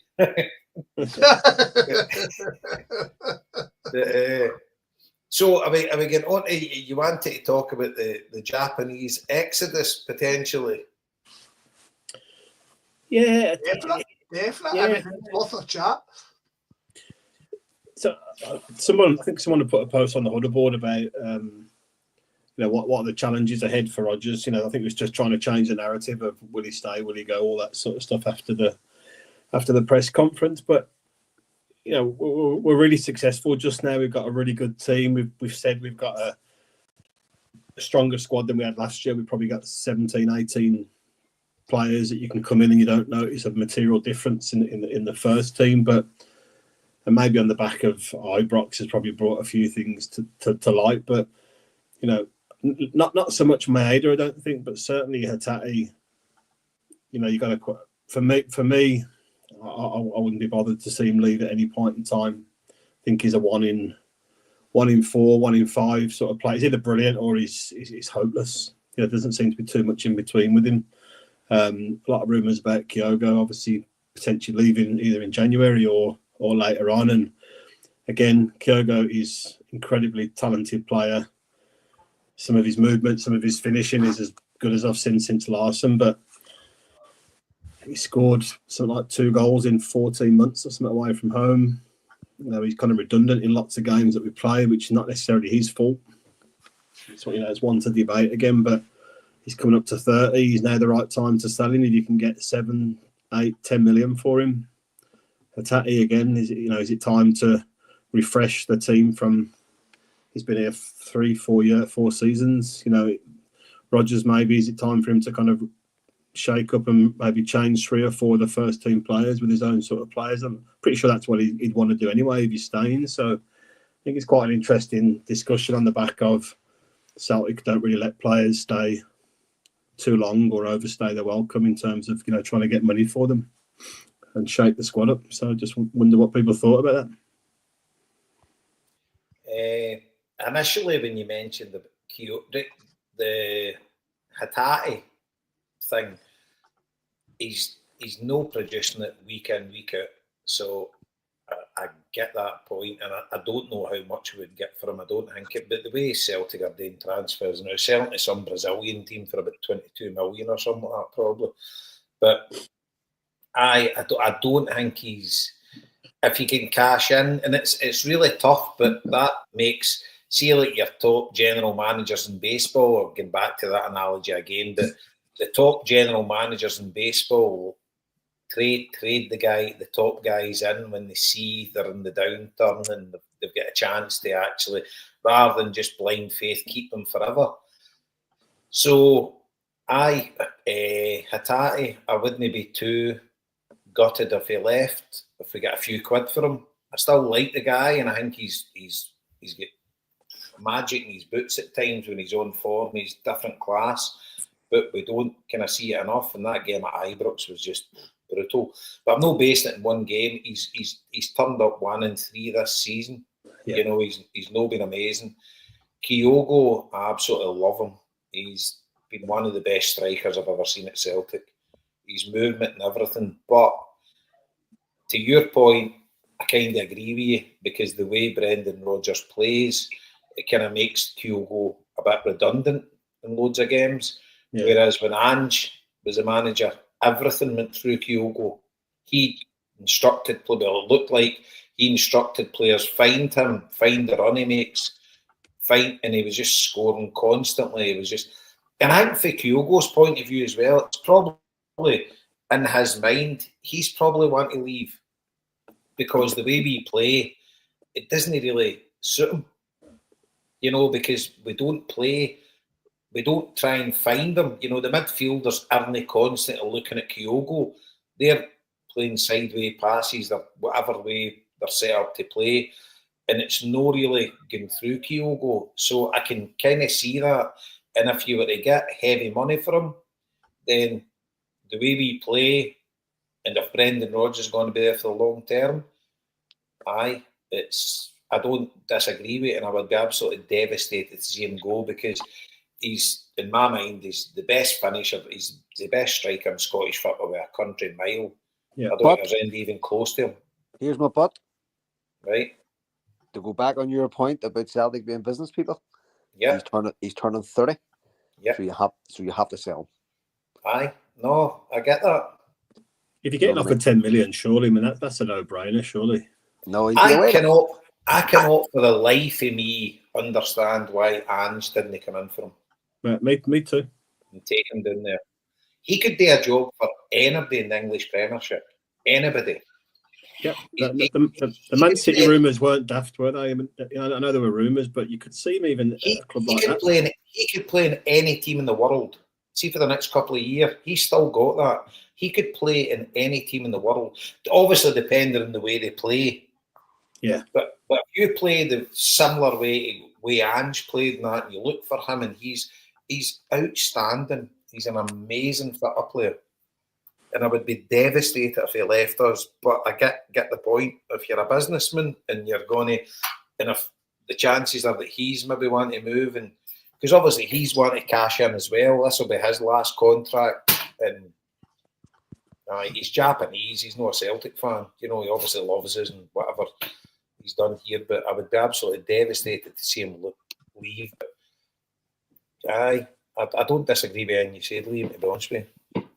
It should just be interesting if Kyogo, Hatate, Taylor, they all move on. That's kind of a bit of a chunk of the Ange team, isn't it, really? I do think Rodgers wants his own type of striker, or his own striker, definitely. And Tierney back in the team would be massive for us. So, and I think the midfield, we said it's our strongest part of the pitch, but we are missing a bit of we haven't really replaced the Matt O'Reilly the creativity yet, have we, in the team? The kind of goals, assists, and that just kind of behind the front two, really. And Engels was looking much better again with them runs into the box the last couple of games, but I think we haven't quite replaced that bit of creativity in the team just yet. Aye. It's funny, nobody even mentions Matt O'Reilly now, you know, but I thought when he left there'd be a massive gap in the team, but as a team we're playing better now. You know, I think, I mean, you're saying you were bored watching games and stuff like that, but we're an absolute efficient machine now. There's just dispatching teams left, right and centre. And I don't think he's a big miss because of the way the rest of the guys are operating. But I think, Jason, it goes back to, sorry to interrupt you, it's back to Scott's point he made earlier on. Like we are, but we're a bit mechanical almost, you know what I mean? Rather than, I think we are missing a bit of that Jota flair and O'Reilly flair and Kyogo, you know, in his prime sort of thing. I think it's... So at the start of the season, we were playing like that. We were amazing to watch, but we've definitely tapered off the last couple of months, haven't we? But right, I did say we had tapered off as well, but when you look at the results, it's like spoilt brat kind of material. And look, It's an efficient machine that we've got here, and Yeah. whether you would rather watch swashbuckling football, but you maybe lose the odd game and you draw the odd game, rather than being an efficient machine that wins every game, I'd take the efficient machine, to be honest with you. I think we'll get both again from Rodgers. I think once he gets a few more players, and I think it's been a massive run of fixtures, same players sort of thing doing it. It's just felt like there's been a game every couple of days. So I do think we'll get back to there, and we will play some brilliant football and be winning at the same time. And like I say, it's not. I don't mean it to sound like arrogant or whatever, but just been a bit slower the last few games. That's all. The last couple of months, we've tapered off a little bit. I don't. It's a hard one.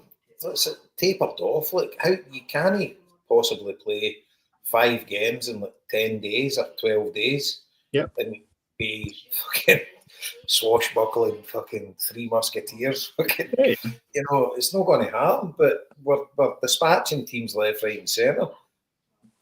But so. Well, I agree with what you said. It'd be interesting to see what Marty, I think you agree with you said the old business model. It'd be interesting what Scott says. Hatate, Hatate's the centre on Hatate. I think it's been clear for 2 seasons that Hatate has wanted to leave Celtic, and the fact is, if guys are leaving for bigger clubs, it's because they've done the job. And Hatate at no point has put even 6-month consistency at Celtic. And I'm at the point, I mean, he's a great player on his day, an absolute great player. But there's a reason when we signed him, he cost fucking 800 grand, and he was a utility player. Do you know what I mean? Yeah. There's a reason for it, and we're seeing the reason now. He's been a very good player for Celtic in parts, but in terms of, but yeah, is your future. He really is your future. As I said that when we signed, we actually got more. If he was getting a game for Benfica, and he was the captain of the Portuguese under-21, that boy would be going for 50 million to Chelsea or something. Yep. Right? So we've Bernardo, you mean no Boyata? I say Boyata, fuck, I've had the big man stop my heat. He just got released, by the way, we should get him back. Everybody else is fucking coming back. Fucking getting Eddie and French Eddie and everything. Anyway, Bernardo, I love Bernardo. I think he's got the necessary dig to play, and he's a quality player, and I look forward to him taking a jersey and making it his own. But that being said, fucking we've literally spoken about Engels, so he's got a tough gig in it. I think Hatate's fallen by the wayside. Like I say, he's definitely got skills, but we're almost at the point. Do you remember Rogic? We all liked Rogic. We all thought Rogic was a smashing player, but do we want Rogic to start every week? He was too inconsistent, wasn't he? So now Hatate, I'm happy enough that Hatate goes and we look to get consistently better. Kyogo, everything you've said, I agree with. I spoke with it today, and your automatic response with Kyogo is, we can't let the wee guy go. And see 10 million, to be honest, is 10 million going to make a huge difference to us this year? I mean, we just bought Adam Ida for 11 and everybody's going, fucking hell. So 10 million doesn't get you a fucking player for Norwich, a 21-year-old who's yet to fucking learn how to play football. So we've kind of got to weigh that up. If he's desperate to go, fair dues. But see, right now, unless we're getting something in, as Jason and myself and all yous have rightly said, every time Celtic sell a player, I can't remember, well, Marty aside, I can't remember getting a dividend. So I would rather keep the strength we've got, but it looks like it's done. Do I agree with the selling? Probably. I get 70 quid every August whether they'll sell somebody or not. But see, I think with Kyogo, in terms of selling, Kyogo was Ange's main man. It all worked. It looked so important. Under Rodgers, infrequently, he's looked great, and infrequently, he's looked absolute balls. He's struggling to play in the team, I think. Same as Ida. I think just think he wants away. Like we chinned his move in the summer. But he changed his agent, didn't he, last summer to get that move as well. So that we fucked it for him. So he's. Is that fact? But is that fact? Yes, of course it's fact. He changed the agent. He changed his agent. No, the agent bit. Was it fact that he was wanting to move in the summer? That's a story. You don't change your agent if you're happy where you are. Your agent, you've changed your agent to get a move somewhere where the agent has contacts. So and that's the story. The story was he was offered 45,000, and we said no because the club that were banning him didn't meet our valuation. If they had, he would have been away and all. So I have some news for you, Mr. Higgins. You mean hold on? You jumped into me, you dick. Yes, I know. I have some news for Mr. Higgins. Right. David Moyes has agreed a deal to return to Everton as manager following the departure of Sean Dyche. I knew that. That's what I was going to say. We'd maybe talk about Everton at the end of the podcast. All right. You've interrupted me for fucking old news. You wee specky, did you? Well, it's only come up on Sky Football Sports. So Jason must have you just told us about an equaliser half 2 minutes ago. 2 years deal, Colin McKinley. Jason must have a bat line to fucking Goodison. Of course he does. Yeah. All right. Talk among yourselves. Go ahead. Can I continue, sir? No. So, in essence, I think his time's done at Celtic. He goes with a big fucking good luck, but I wouldn't be quick in letting him go unless we know we've got something else in. I'll be glad to see the back at fucking Scooter, son.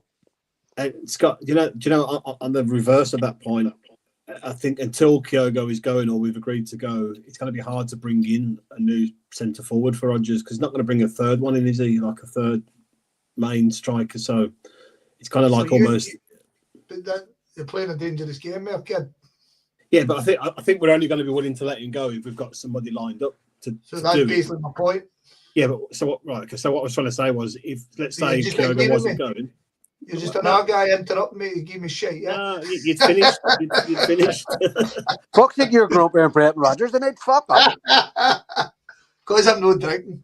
I'm going to get a beer. No, you've actually put me on the beer. Fuck you. Get a pint then, you Scott. But I think, I think we need him to go to bring in whoever he's going to be Brendan Rodgers' kind of, new striker or preferred kind of player up front. So it maybe just suits all parties for this to be happening just now. No. I mean, if it's in the pipeline now, it's in the pipeline. As Jason says, it's going to be one of the ones. I think it's the time to go. The time has come to part, my love. But I think it's best for both parties. But I'm going to celebrate the fact I got to watch a wee man in the hoops. He was fucking dynamite. Absolutely 100%. And one really important thing about this transfer window, I know we often downplay the January transfer window, but we need to be using this window to get ready for the playoffs and the Champions League playoffs this summer. Because we don't really sign players early in the summer transfer window. And we are going to be in two rounds at least, aren't we, I think, in the summer? And this summer we get the playoff, do we know? Yes, I'm saying we're going to have at least 2 rounds of playoffs to go through. So we need to be thinking about players you want in the team and ready to go for those playoffs. 2 rounds of playoffs? I thought we were in the playoffs. I thought we had at least 2 sets of qualifiers. So that's for the Champions League. We don't know. I read, right, leave it with me.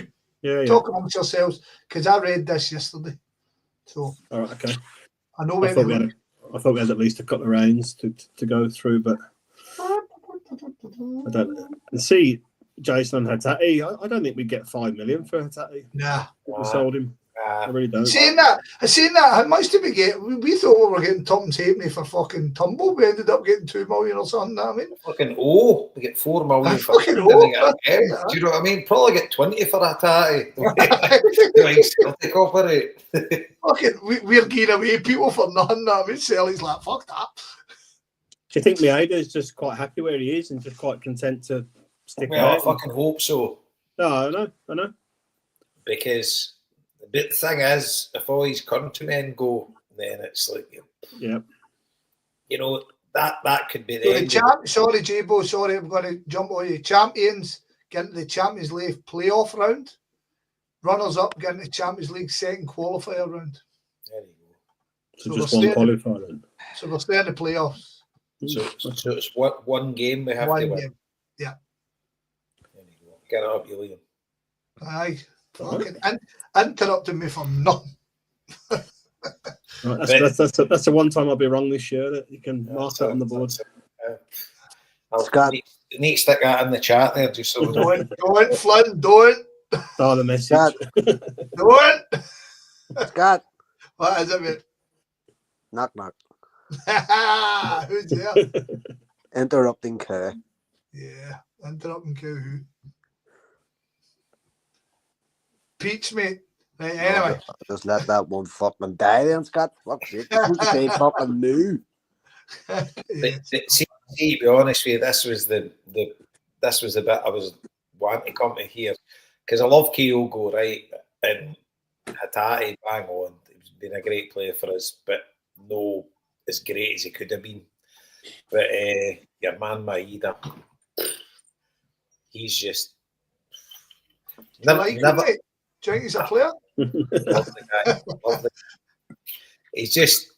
I've never seen a player like him in my life in world football. Never mind playing with us. Just anything. Do you think he's playing for a move, Jason? I just can't stop running. No, do you think he's playing for a move? But he's just fucking amazing.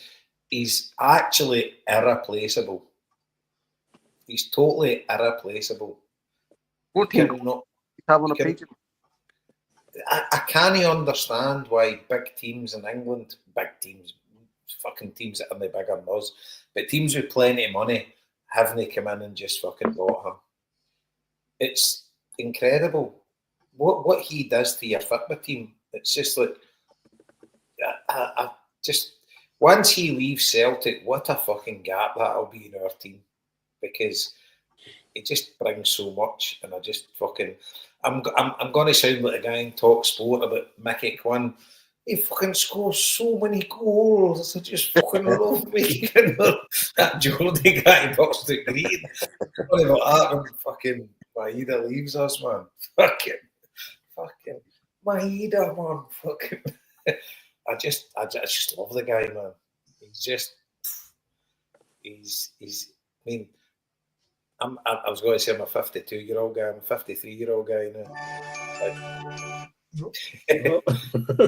He's my Celtic hero. I always said I'd never have heroes again, but fucking dies in the as I love the guy, man.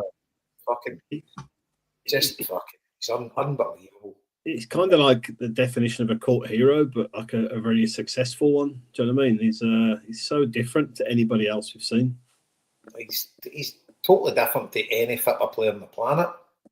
Transcendent, Jason. That's what he is, mate. That's it. There's another word there, Scott. Add that to the dictionary corner.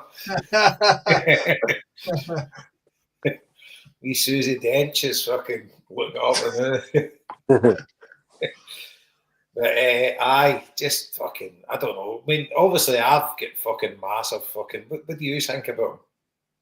Well, I was always very critical of Maeda, but he's having a fucking outstanding season. And like they were saying it on Sports the other night, like he has the odd brain fart in front of the goal, but you cannot fault the fella for effort. I mean, his effort is outstanding, and he's 14 goals from the wing this season. For fuck's sake, like if that was in the 90s, he'd been the fucking greatest player we've ever seen. Do you know what I mean? He's just having a very, very productive period again. He could be playing for a move. He could be trying to bump his figures to get moved somewhere else. But we just need to enjoy these players while we have them. Do you know what I mean? And no player would relish coming up against Dies and Maeda, because you know what I mean. He's grease lightning. When he fancies it, when he's on form, he's untouchable. Do you know what I mean? And he has, like, I've always been don't hate him or anything like that. I've always been very critical of him. Didn't always said that he was more of an athlete than a footballer, but he has 100% improved. Like he really has. He is a better footballer now. You know, so fair play to him. He's applied himself. He's absolute workhorse. And like we've all seen players who play for Celtic who've got off with fucking murder because of the work. Do you know what I mean? Because they put the effort in, whatever else, and they may be fucking brutal. But you know, it's only Christmas time and you've 14 goals in your pocket. I hope he ends the season with 28 goals. Do you reckon Rodgers has a big part to play in that, Marty? About him becoming a better football player? I'm sure he has. Do you know what I mean? And I'm sure. I would think so. And again, him and Greg Taylor have a good understanding. Do you know what I mean? So they generally tend to play well together. And it's like no man's an island, no team's a one-man team. You need players around you who are feeding you and whatever else. And as I say, his instincts let him down sometimes, or maybe he's too instinctive on occasion. But his speed is frightening. Like, it really is. And he unsettles defenders just by being about there, and he has caused other teams to change their tactics. And we can set the Huns game aside because that was an aberration for everybody. Everybody was fucking shit, so you wouldn't be picking on Dyson May to fat result either.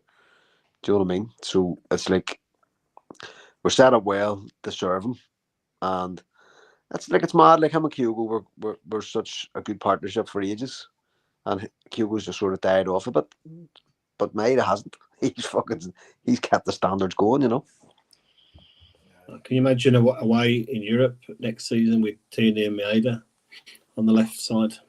Fucking hell! Some pace. And some dig. I mean, Maida's a tough wee cunt. He's no shrink of valid. See him putting he's tough as fuck. Yeah, he's like one of them fucking Japanese soldiers. Do you know what I mean? Like, fuck that hell. You definitely would. WNF would not fuck. So fair play to him. He's having a brilliant season. He would be in contender for Player of the Year. Ingles keep getting the awards, but I would say Maida's well up there. Like. So yeah. That's great words for yourself, Marty, because you were a hard critic of the man. Aye, but I'm always very fulsome in praise for anybody who improves. Fuck me, he's brilliant. He's having a cracking year. And the other thing is too, like, it's the same thing at the minute with some of the other players as well. They all have to settle in. They all have to fucking find their feet and learn the language and all that sort of thing too. So I try not to be too hard on players in the early days.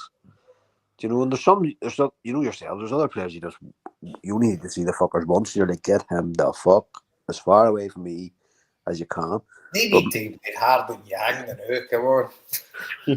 Well, here's the thing, Jason. Yang's been here a few years and he hasn't improved at all. He's a busy player, but his decision making. It was a Tuesday of the day. He could run about for 10 minutes and then end up back where he started. That's exactly what I was thinking last week when I was watching him. I was going, where the fuck is he going?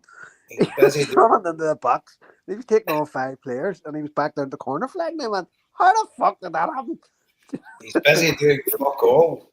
And here, maybe Rodgers likes that. Maybe Rodgers looks at a player like him and goes, well, he is busy and he's active and there's something there. I'm a coach. I'm going to try and coach it out of him. You think he's maybe trying to change the point of attack? Well, I know what they should do. Fucking sell Greg Taylor and put Yang at left back. I don't fucking sort that out. But you know what I mean? And like Palmer's the same. Palmer has ability. Like, you can fucking see that guy can play football.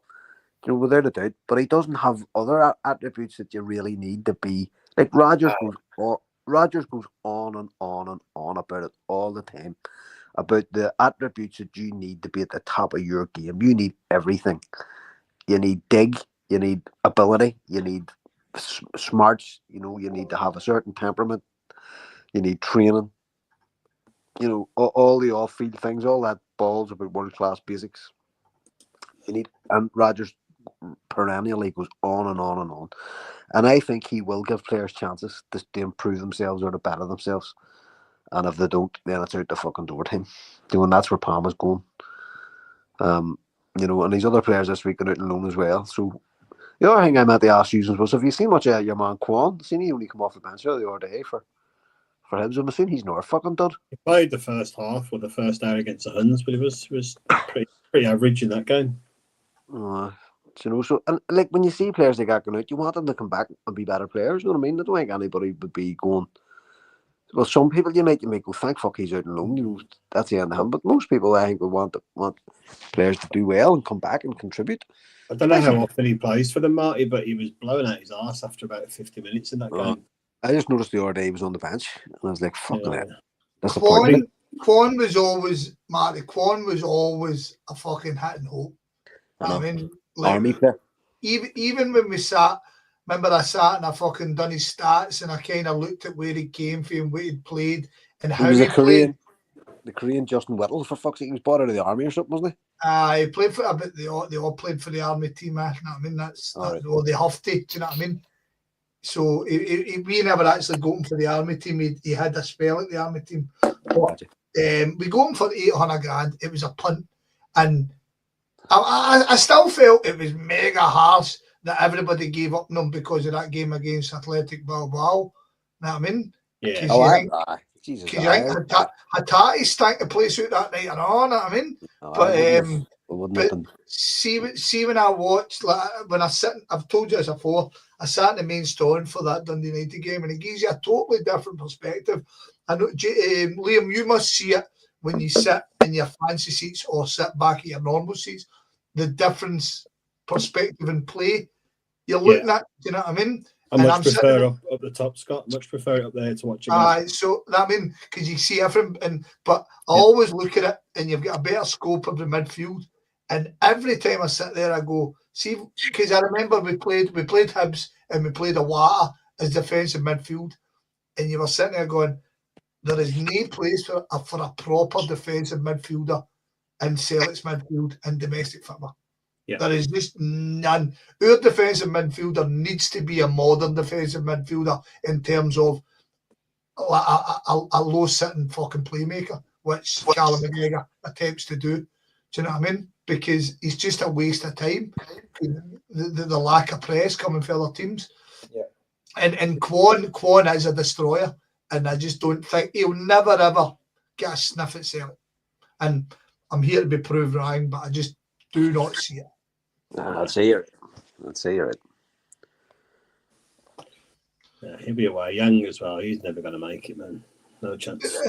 And the thing about Yang, I hear people saying the same thing I said last year to use, was Yang needs to start rattling the ball, because see the new fucking dancing on the ball, as you boys rightly said, beating a guy, running around the circle, beating a guy is no fucking use. He's totally ineffective.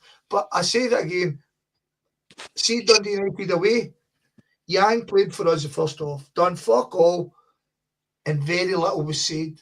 Palmer come on, and there was audible groans when Palmer come on. But but I know you said that, but I think the player or the fans have bigger expectations for Palmer. That's fine, Marty, right? But, you know what I mean? But my mate did not crack a light every time Yang fucking presented nothing. And see every time fucking Palmer done anything, if he turned around, fuck's sake, he's shite, fuck off. That's balls. I was disgusted with some of the people at Tannadice, because I don't think Palmer's the answer. I mean, I certainly don't think Yang's the answer, but it was so frustrating to watch one guy kind of get let away with it.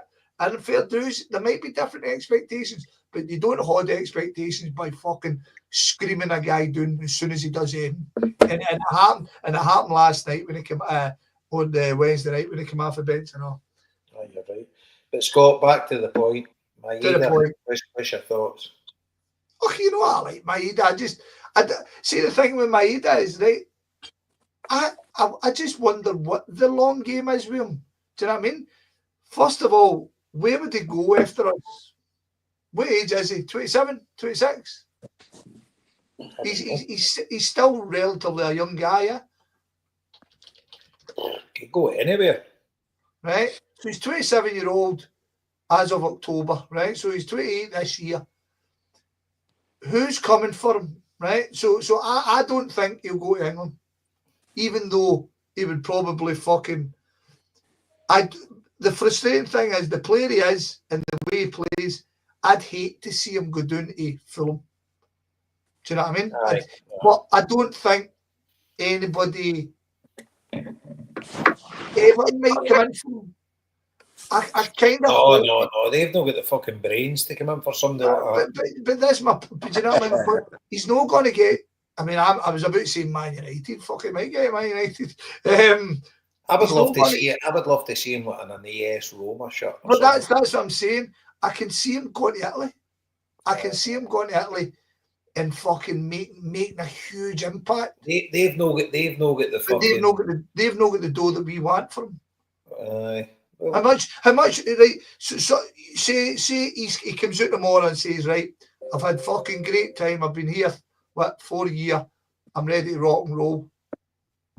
What's the price tag you're sticking on him? Oh, 10 million. Maida? Maida 10. Yeah, he's just nothing, man. He's just signed the new contract, isn't he? Yeah, I know, but as we've said before, these contracts are to protect us rather than tie them down, aren't they? So, I know, but that's the point. You'd be pointing at his contract going 10 million, Jason, for Maida, for the way that you've kind of just went off and one and told us you love him. It's like it's his kind of lack of composure on the ball. 100%. Maybe put other people No, off. I know. If you're in a technical team, you're hardly signing him to be fucking 100%. Aye, he's not going to get in with Barcelona. Right. But the fact is, he's a full Japanese international. Whilst he might not be starting now, he has been trusted to start in World Cups. By the way, I think Bundesliga's more likely than anywhere else. Yeah, it's a good, because the thing is, they've not got the snobbiness like the Japanese players, like the English league seemingly has. Do you know what I mean? Yeah, Italy and Germany, they welcome them, they bother. So it could be, but I'm saying 10 million, but obviously you want a lot more. But to me, he's irreplaceable, so I just want to keep him. He's the one guy. Stick him in the cupboard. Get Toffee, Malcolm. He's the one guy I would let run down his contract. Just keep him as long as you can, because you can't replace him. He's just fucking amazing. But I just anyway, how negative are we? Fucking Celtic's on an unreal selling half a team. I know. By the way, the Mora, right? There's big talk on Radio Clyde about the team, right? Obviously, we've got injuries or illnesses or whatever it is. So we've no wingers. Yang's the only winger, right? So in Radio, you don't want to know what I think about me either. Sorry, Liam. Sorry. I'm kidding. Sorry, on you go, mate. On you go. Carry on. No. Liam, on you go. Look, I think everything you've said about him is absolutely spot on. He's a complete and utter maverick. He's like a player we've never seen before and we'll never probably see again. In my simple, old-fashioned football brain, I would always take a Jota type player than over Maeda in that position. I know I said that a couple of years ago. You nearly had a heart attack when I said that. But that's the sort of style of player I like to see in that position. Well. Yeah, I just mean I like to see someone that's a dribbler, beats people, takes people on in the conventional way, I guess, rather than more so. And that's not a criticism of Maeda. It's just my preference for a player. But it's incredible. He's so unusual. I don't know. I think I agree with you, Jace. I don't think we would get a lot of money for him. I know, Scott, maybe you think different there, but just because he hasn't got that kind of technique or that technical ability in beating players and such. I mean, if you think back to... I do agree with you. I do agree with you. Right. But it was more because Jason's been fucking... right, got you. Okay. Do you know what I mean? And let's be honest with it, as I said earlier on, we're almost at the point that 10 million doesn't buy his worth to us. Yeah. So it's not... I mean... The only, as Jason's rightly said, and I kind of agree, I think we're at the point with Maeda, he's welcome to stay until the day he goes. Yeah, aye, that was kind of my point. I was getting to Scott, and just about what William said as well. I don't think we would get much more than 10 million for him, but I think it's worth just swallowing the 10 million and having him for another 2 or 3 years. More. Yeah. I was trying to think of somewhere he would go, right? Not down to a lower team in England or whatever, but like remember Jason Athletic Club under Bielsa when they had that really good couple of seasons, and they won at Old Trafford and whatever. He'd have been amazing in that sort of team. The way they played that fucking intense pressing game all the time. And there's a slight problem there. Oh, no, I know. I'm trying to find it. He's Japanese. Yeah.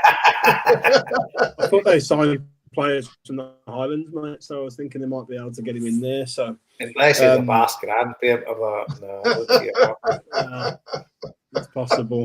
But I'm just trying to think of a team like see the way Zagreb played against us, where they just sat back and like counter-attacked completely. But you don't really see teams at the top level play that kind of constant counter-attacking play anymore, do you? Really, I suppose. But Germany, Leverkusen, they play quite an intense, high-intense game, don't they? Well, high intense former Celtic player playing for them. Yeah. So it's a complete maverick, and the longer he stays with us, the better. I think he'll Leverkusen is a touchy subject tonight for Scott, is it not? No. He's done with them. My heart is past.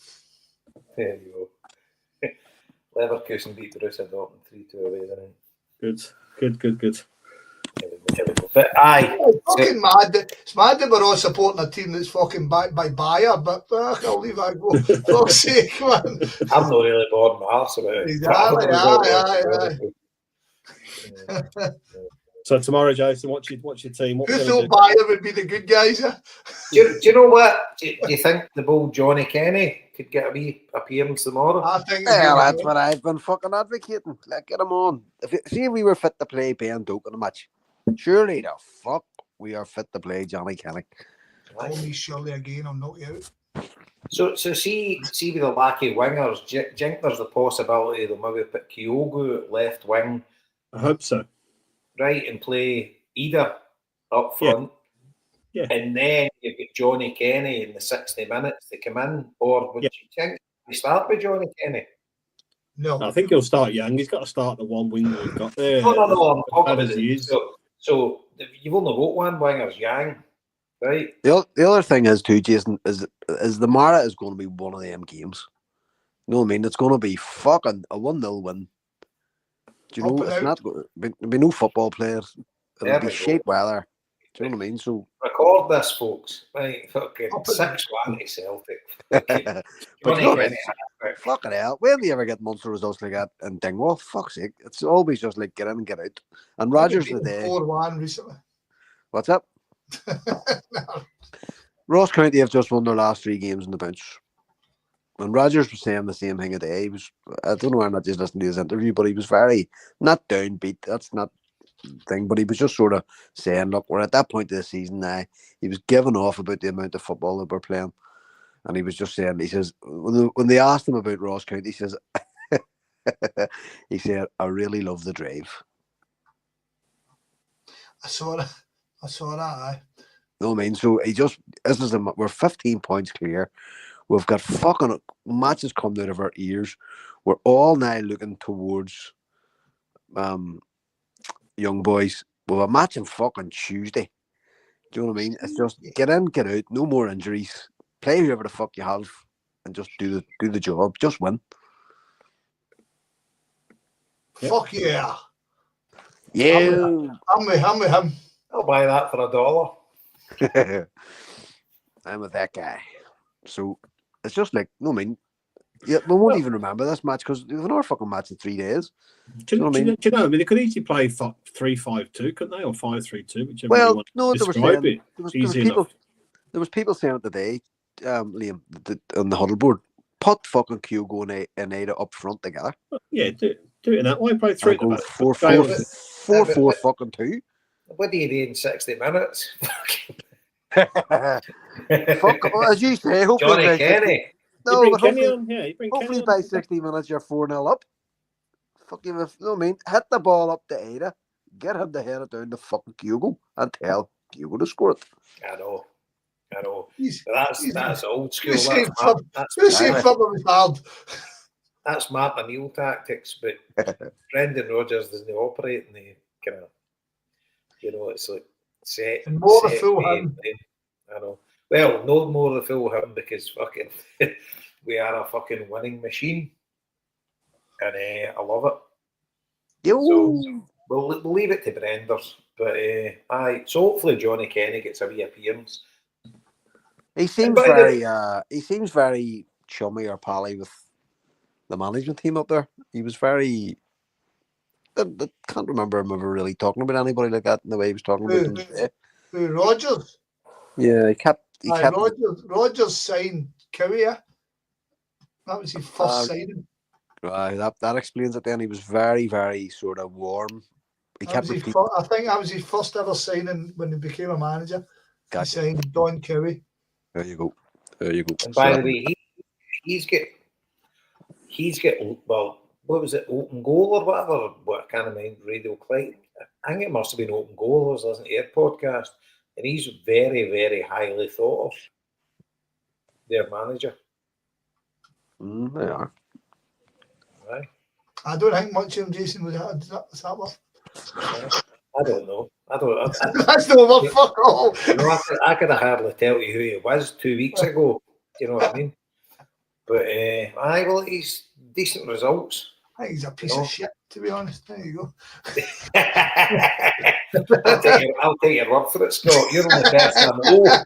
The inside info, that'll do for me. Fucking Ross County prick. Anyway, what's next on the list, Joe? Everton. Everton, right, okay. I'll wait for a card. So, obviously, the Mighty Blues sacked fucking Sean fucking Dyche. So, fucking Davy Moyes is back in. A guy that you've literally fucking decried at every opportunity. He told us his fitma was fucking dire rumpus. He was fucking honking. He's overrated as a manager. And then we asked you this week, I'd have him back in. Aye. Is that a good summary?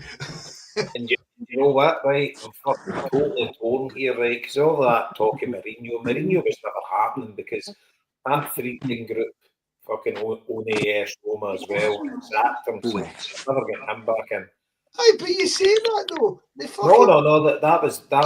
I know guys fucking. I know guys that kind of in the know, and it was a fucking non-starter. It was a nonsense, but it's just the fact that they appointed him. That I mean, fucking. Aye, but they sacked him. Yeah, I know. Fucking West Ham sacked him. Fucking reappointed David Moyes 3 times. Aye, but see the thing is for me, it's fucking shocking, right? They've got. I'll be honest with you, right? All the managers, well, Potter, fucking was in the frame. Obviously, West Ham go to him, but yeah, but do you take a chance with some fucking who I would have went for is Andoni Areola, Bournemouth. Fucking get him in straight away. Athletic club legend with a fucking love power Kendall. Fucking, he would have jumped at a chance to come to Everton. The way Bournemouth play, fucking hell. He would have took that job. They should have went there and paid the money for him, but they didn't. Usual shite, and they went to David fucking Moyes. But all the candidates were there. I reckon Moyes has got the best chance out of a lot of them to keep Everton up, and that's the only thing I fucking care about. But you know the other thing, it'll fucking kill me if Everton walk into Bramley-Moore Dock next year and David Moyes is leading them out. Fuck.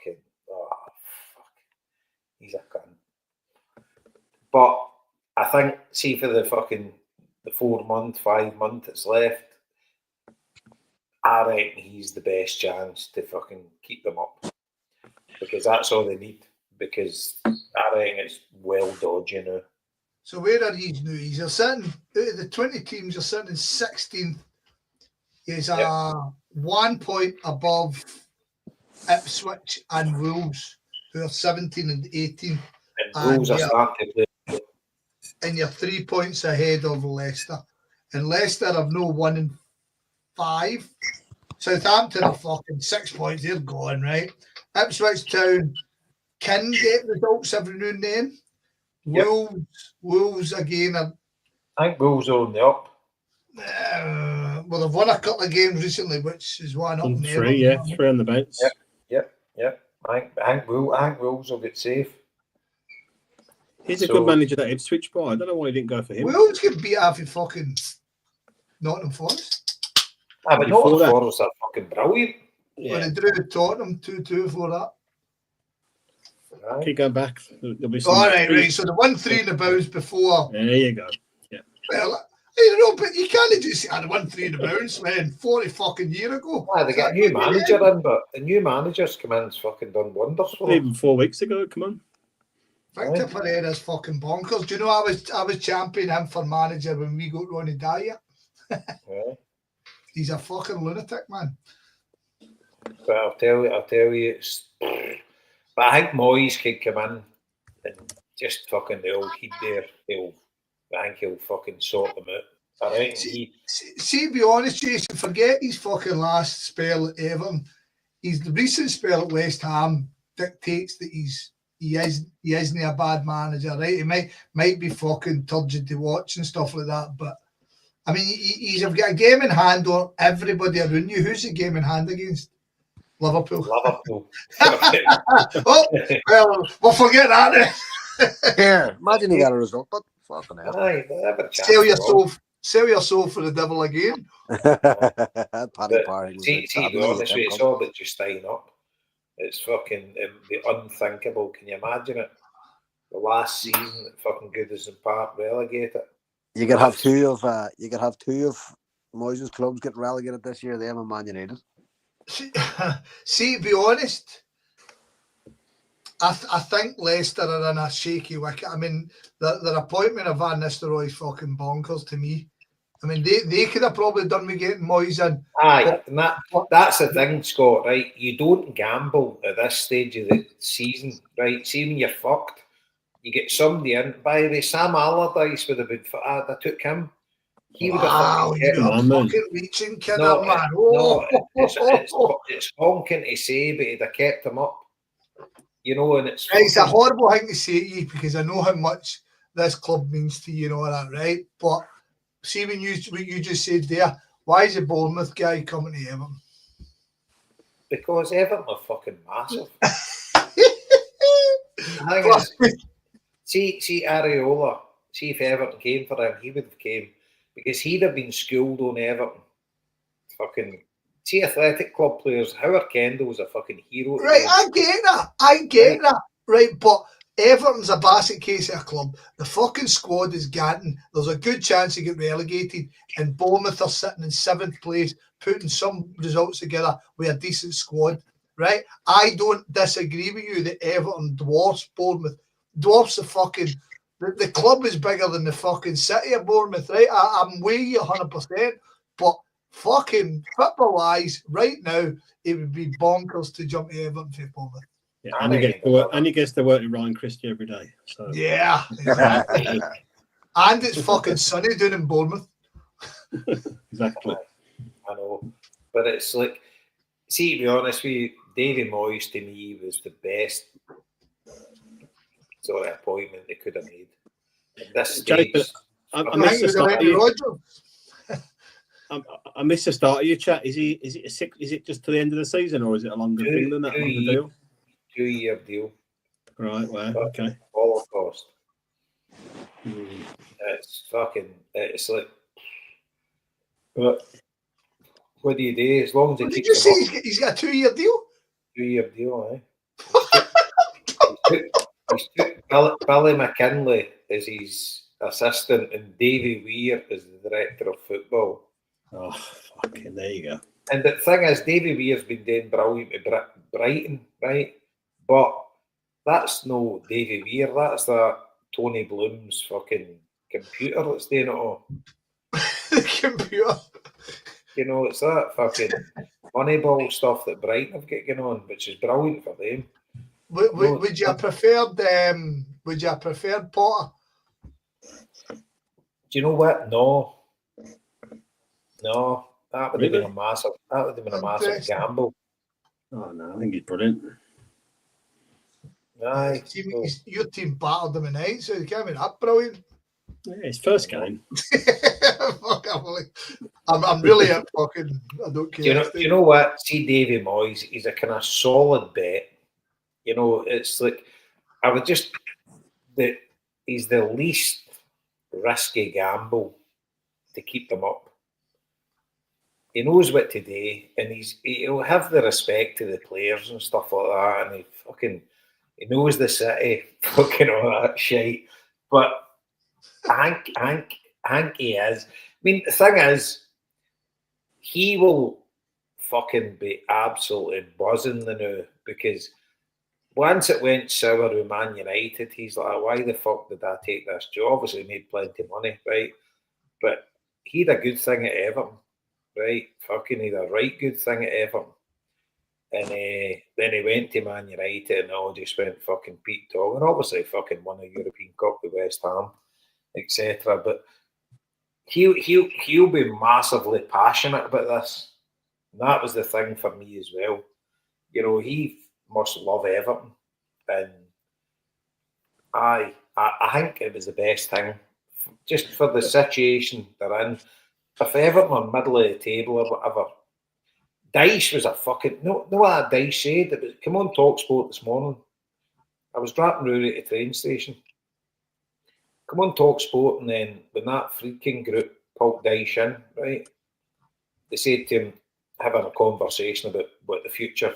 No, he says, I think I've took this club as far as I can take them. And then they says, are you going to resign? No. What the fuck? I mean, obviously you're not going to resign because you're getting a fucking wedge. But came out with a statement, I've took this club as far as I can take them.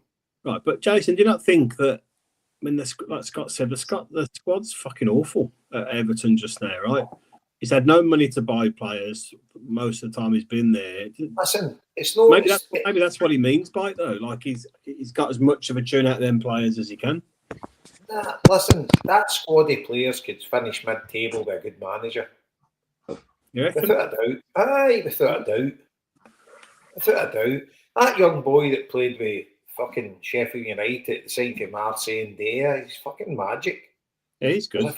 There's a few players there that fucking bang on. You know, and Gea, fucking, there's a few of them, you know. They've got good players there. The defence is fucking solid. Dice fucking proved that. They had a lot of goals in. Fucking Calvert-Lewin's a fucking... Oh, fucking hell. I think you're trying to convince yourself here, mate. You know, Moyes will get a tune out of him. He'll do it. I'm pretty sure. Mate, honestly, fuck, for your sake, I hope so, pal. I hope so. Just for you, because...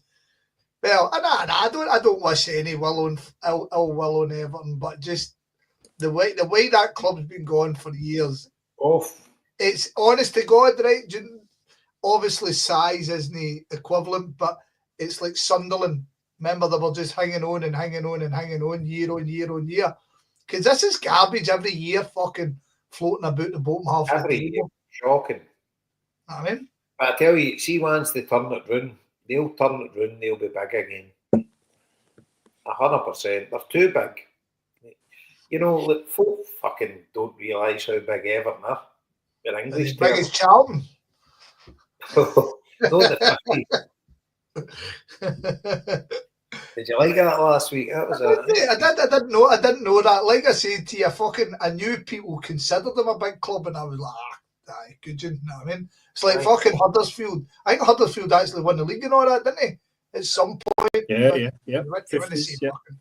Well, all the like all the northern clubs like Blackpool, Preston, Huddersfield, there was loads of them. They were all like, when the league started, sort of thing. There wasn't as many like southern clubs. Yeah, Wolves were one of the top laddies, were they not, for a long time?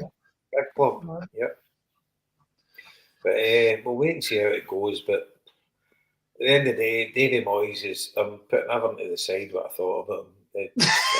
100% behind him there.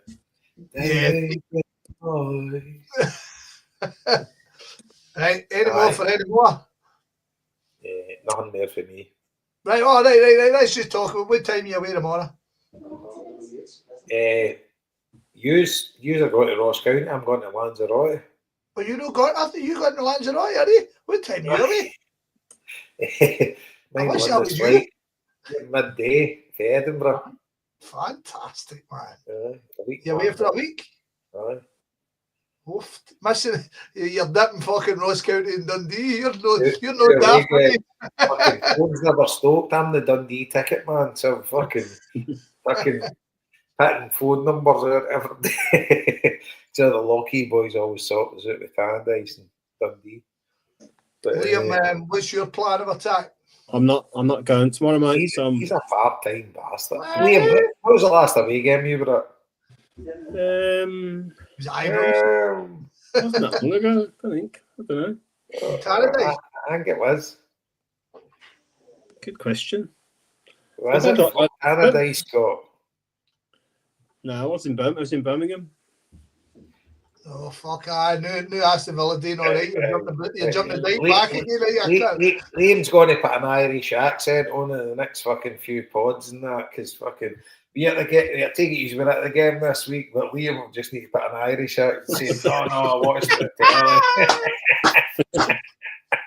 I've got a bar stool here. A bar stool next to Barstool. Fucking Barstool. Yeah, no, I'm not going. Holy chump, get up, man. Fucking hell. I'm off the bevy, so I wasn't going to do 8 hours on the. Mate, we're all half a bevy. I'm not. I'm fucking sitting here, we're all half. I'm getting back. I'm getting back on after talking to you tonight, Marty. You're doing my nothing. just looked at the chat there. Connor Rowan. With the amount of money Everton have spent, do they not kind of deserve to be relegated? Listen, Connor, fuck off and listen to Axom or something like that, right? Oh, wait there now, because only Axom will be talking to, listen to your bra. Jump the dyke bastard. Give me a couple of zippers and that. See if we can get some of that cut on and make it more stuff off him. Well, one of the Axom contributors was in Belfast with us, wasn't he, Marty? Yep, JP. Big John Paul. You're a listener, so I don't know. But you never tell us about your trip to Belfast. We've not spoke to you. How did it go? It was good, mate. No dramas, which you guys know me well. I fucking generally I go away and something fucking happens. That's because his fucking wife was with him. Nah, there was no fucking drama. Mrs. McCord was with me. Nah. Marty there, I've already said thanks to him, but fuck me, what a setup they done for us. So we landed. So we thought the game was at 12, usual 12:30 kick-off. So we booked the 7 o'clock flight in, and we booked the hotel and all that. And then fucking the affair. No, the game's starting at 3, and I was like, fuck. So we're in Belfast International at 8 o'clock in the morning, and the hotels fucking generally don't let you into at 3 o'clock. So we were pure panicking about this because the game's at 3, then we're thinking, if we don't get checked in, will we get checked in later and we'll all be blutered in our bag? Fuck knows. So we were thinking about booking another fucking night before to put the bags in. But ends up we binned that, we land, the lassie let us in straight away. Boom. So Marty sent us round to Maggie Mays, was it, Marty? Yep. Yeah, Maggie Mays and Castle Street, I think it was. And we went and got a fucking dinger breakfast, absolutely brilliant. And then we went Nancy Mulligan's for a pint or two, and then we went up to the Beehive, and it was fucking magic, man. Obviously, game was fucking what it was, but the company was fucking magic. But I'm laughing, Marty. See, they gave us, Jason, they gave us a wee guy, our own wee. So they stocked the bar for us, and we've got to tell it. Basically, a room to ourselves, and every cunt's coming up. And the same bit we watched it in, Marty. No, Jason, the whole bar's been redone. Right. So that wee bit that we were sitting in before is now gone. It's all boxed in. Right. It was the roof space. He has converted like the garret in the roof space into a single room for private functions and stuff. And he has the bar is actually an old church pulpit sort of thing. That's it. Absolutely beautiful. It's 200 years old. So he's reformed the bar up there just for like private functions. So it was dead cool. What the size of a place it is? It's 3 stories, you know what I mean? It's 3 floors, and the middle floor is like the dance, the nightclub part. But it has a very bad reputation. See in the 90s and the late 90s and early 2000s, it was a fucking madhouse. So the fair play to him, he's really struggling to get over that. You know what I mean? People keep saying, I'm not going down there, and that fucking Beehive, but the area has completely changed, and he has spent fucking thousands upon thousands to try and make it a real good place. So he's a nice fella, and he says, the guy, that's all I had wanted him to do was just turn the TV on for us. And he says, no, fuck. He says, I'll put you up. He says, I'll fully stock the bar, whatever you want. I'll put it in for you, and I'll put it on a private barman for you. We're not used to this level of fucking service. Not a problem, man. Too. So Scott says everybody who wanted to be there was there. Paddy come up, all my mates were there, and fucking mutual friends of mine and Scott's turned up. Their kids turned up. The missuses were all there. My wife came down after work. So it was just a fucking smashing place. And the Hawk was there, for fuck's sake. He fucking turned up too. So the Hawk turned right. So the Hawk turned up, right? And you's a mate of the Hawk, and you've all heard the reputation of the Hawk. So he turns up and he's all flustered and he's raging, right? Straight away. So I went on to him, how you doing? I got a big hug off him. He's like, I'm on this fucking Twitter. I'm just after standing outside the guy's house. And I was like, what? And he's like, some guy's calling me a prick on Twitter. I was like, for fuck's sake, man.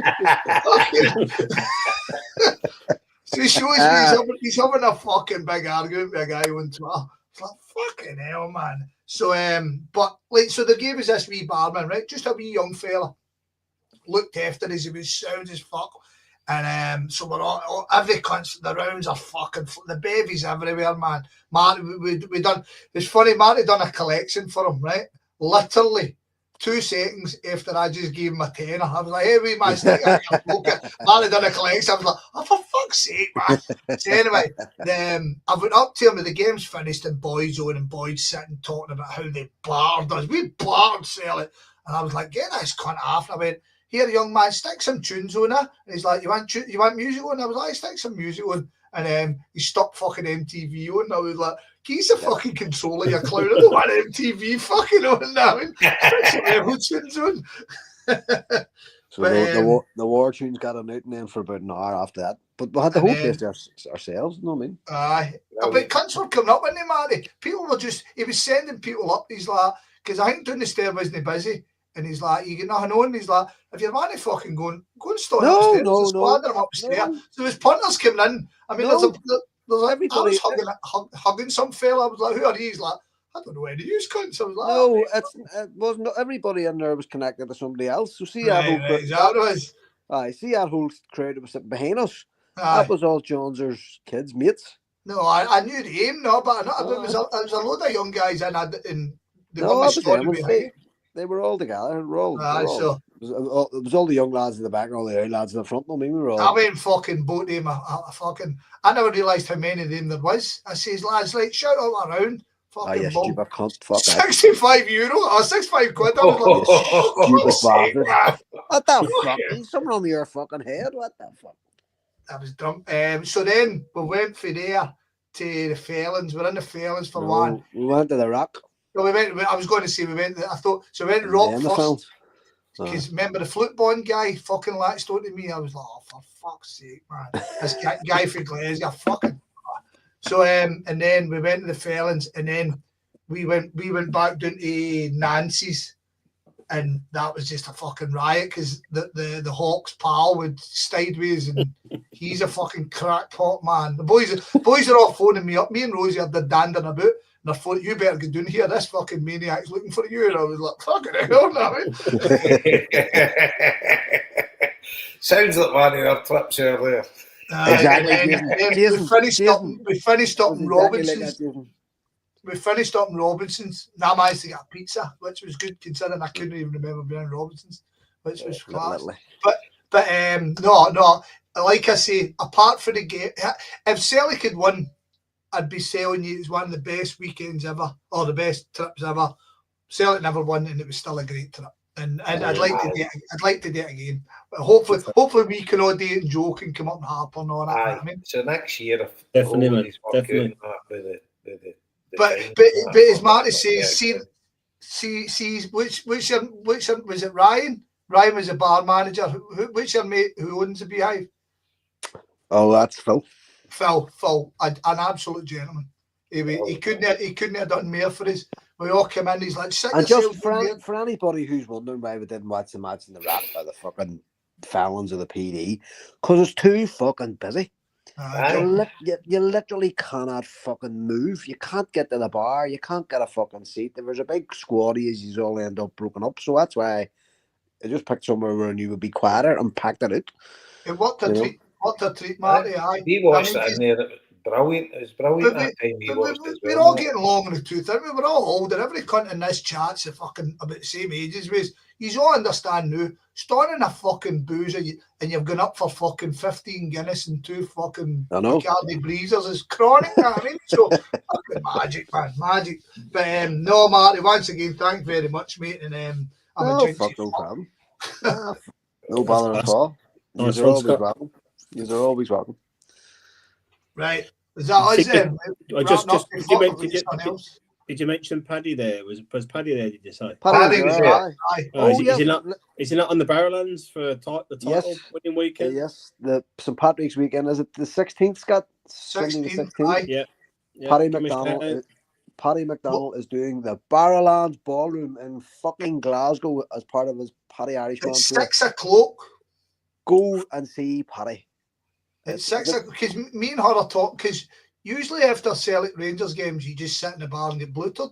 But I'm saying to her, we go and have a good drink before the game. We go to the game, and then we come home, get ourselves ready, and then head down the Gallagate for Paddy. I mean, that'd be a fucking brilliant night. And then he's on at 6, so you've got the rest of the night. You can head out. So is this the Sunday or the Saturday? The Sunday, mate. The Sunday. So the game's confirmed the Sunday? No, the game's no confirmed, right? Exactly. But Jason, the Huns are sitting in 8th place in that fucking Europa League thing. If they finish in the top 8, they go straight into that, and they'll be playing on the Thursday, so it's guaranteed the Sunday. Right, so it's looking like it's going to be the Sunday. Aye. Okay. I'll be there anyway. Yeah. I mean, so the Vogue do's on the Saturday. Vogue do on the Saturday, the Huns on the Sunday, batter the league. We'll win the league at Parkhead, and then Paddy, and then fucking madness in the tune because there you go. Glesia Cross will already be stowed with every cunt on dancing. That's what the thing is now. So how brutal is it now? Fucking when you head down the Gallagate for the fucking the league title celebration, you got to have a winter jacket on.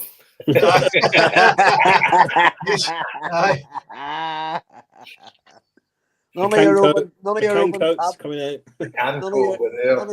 None of your open top bus ballies getting hit with snow. Fucking snowballs. Fuck's sake. I reckon next year, but Liam, I'll take you up, mate. I think for the raffle next year for the Christmas appeal, I think the can coat's going in. I think. You can't get rid of that can coat. Telling you. I think the can coat's got to go in, and the little coat's got to go in as a booby prize as well. Sorry, the little coat was passed along in the last week. The little coat. It's still with the fucking tag on it. I think the can coat should be in instead of the Versace bag. Scott or Jason, listen, hold on, wait a minute. I completely disagree, right? The can coat, we should have a cordial from Celtic Park to the People's Palace, and we should hand it over with Billy Connolly's big banana feet and the can coat in the same display. I was actually thinking when the Tommy game will start, you get unveiled, and hopefully the 25th of May this year in Craig Nuke. I reckon I might raffle the can coat that night. Put that can coat on him. Do you know what you should do, Jason? No, you should do. You should get everybody to line up like a parade, right? And everybody, a load of people on one side, a load of people on the other side, and you could just walk down with a can coat and just hand out cans to every cunt, man. Well, as long as there's no more than 16 people there, I can hand out a can to everybody. 8 in each pocket. Brilliant. Right, perfect. Have a great holiday, Skip. Be good.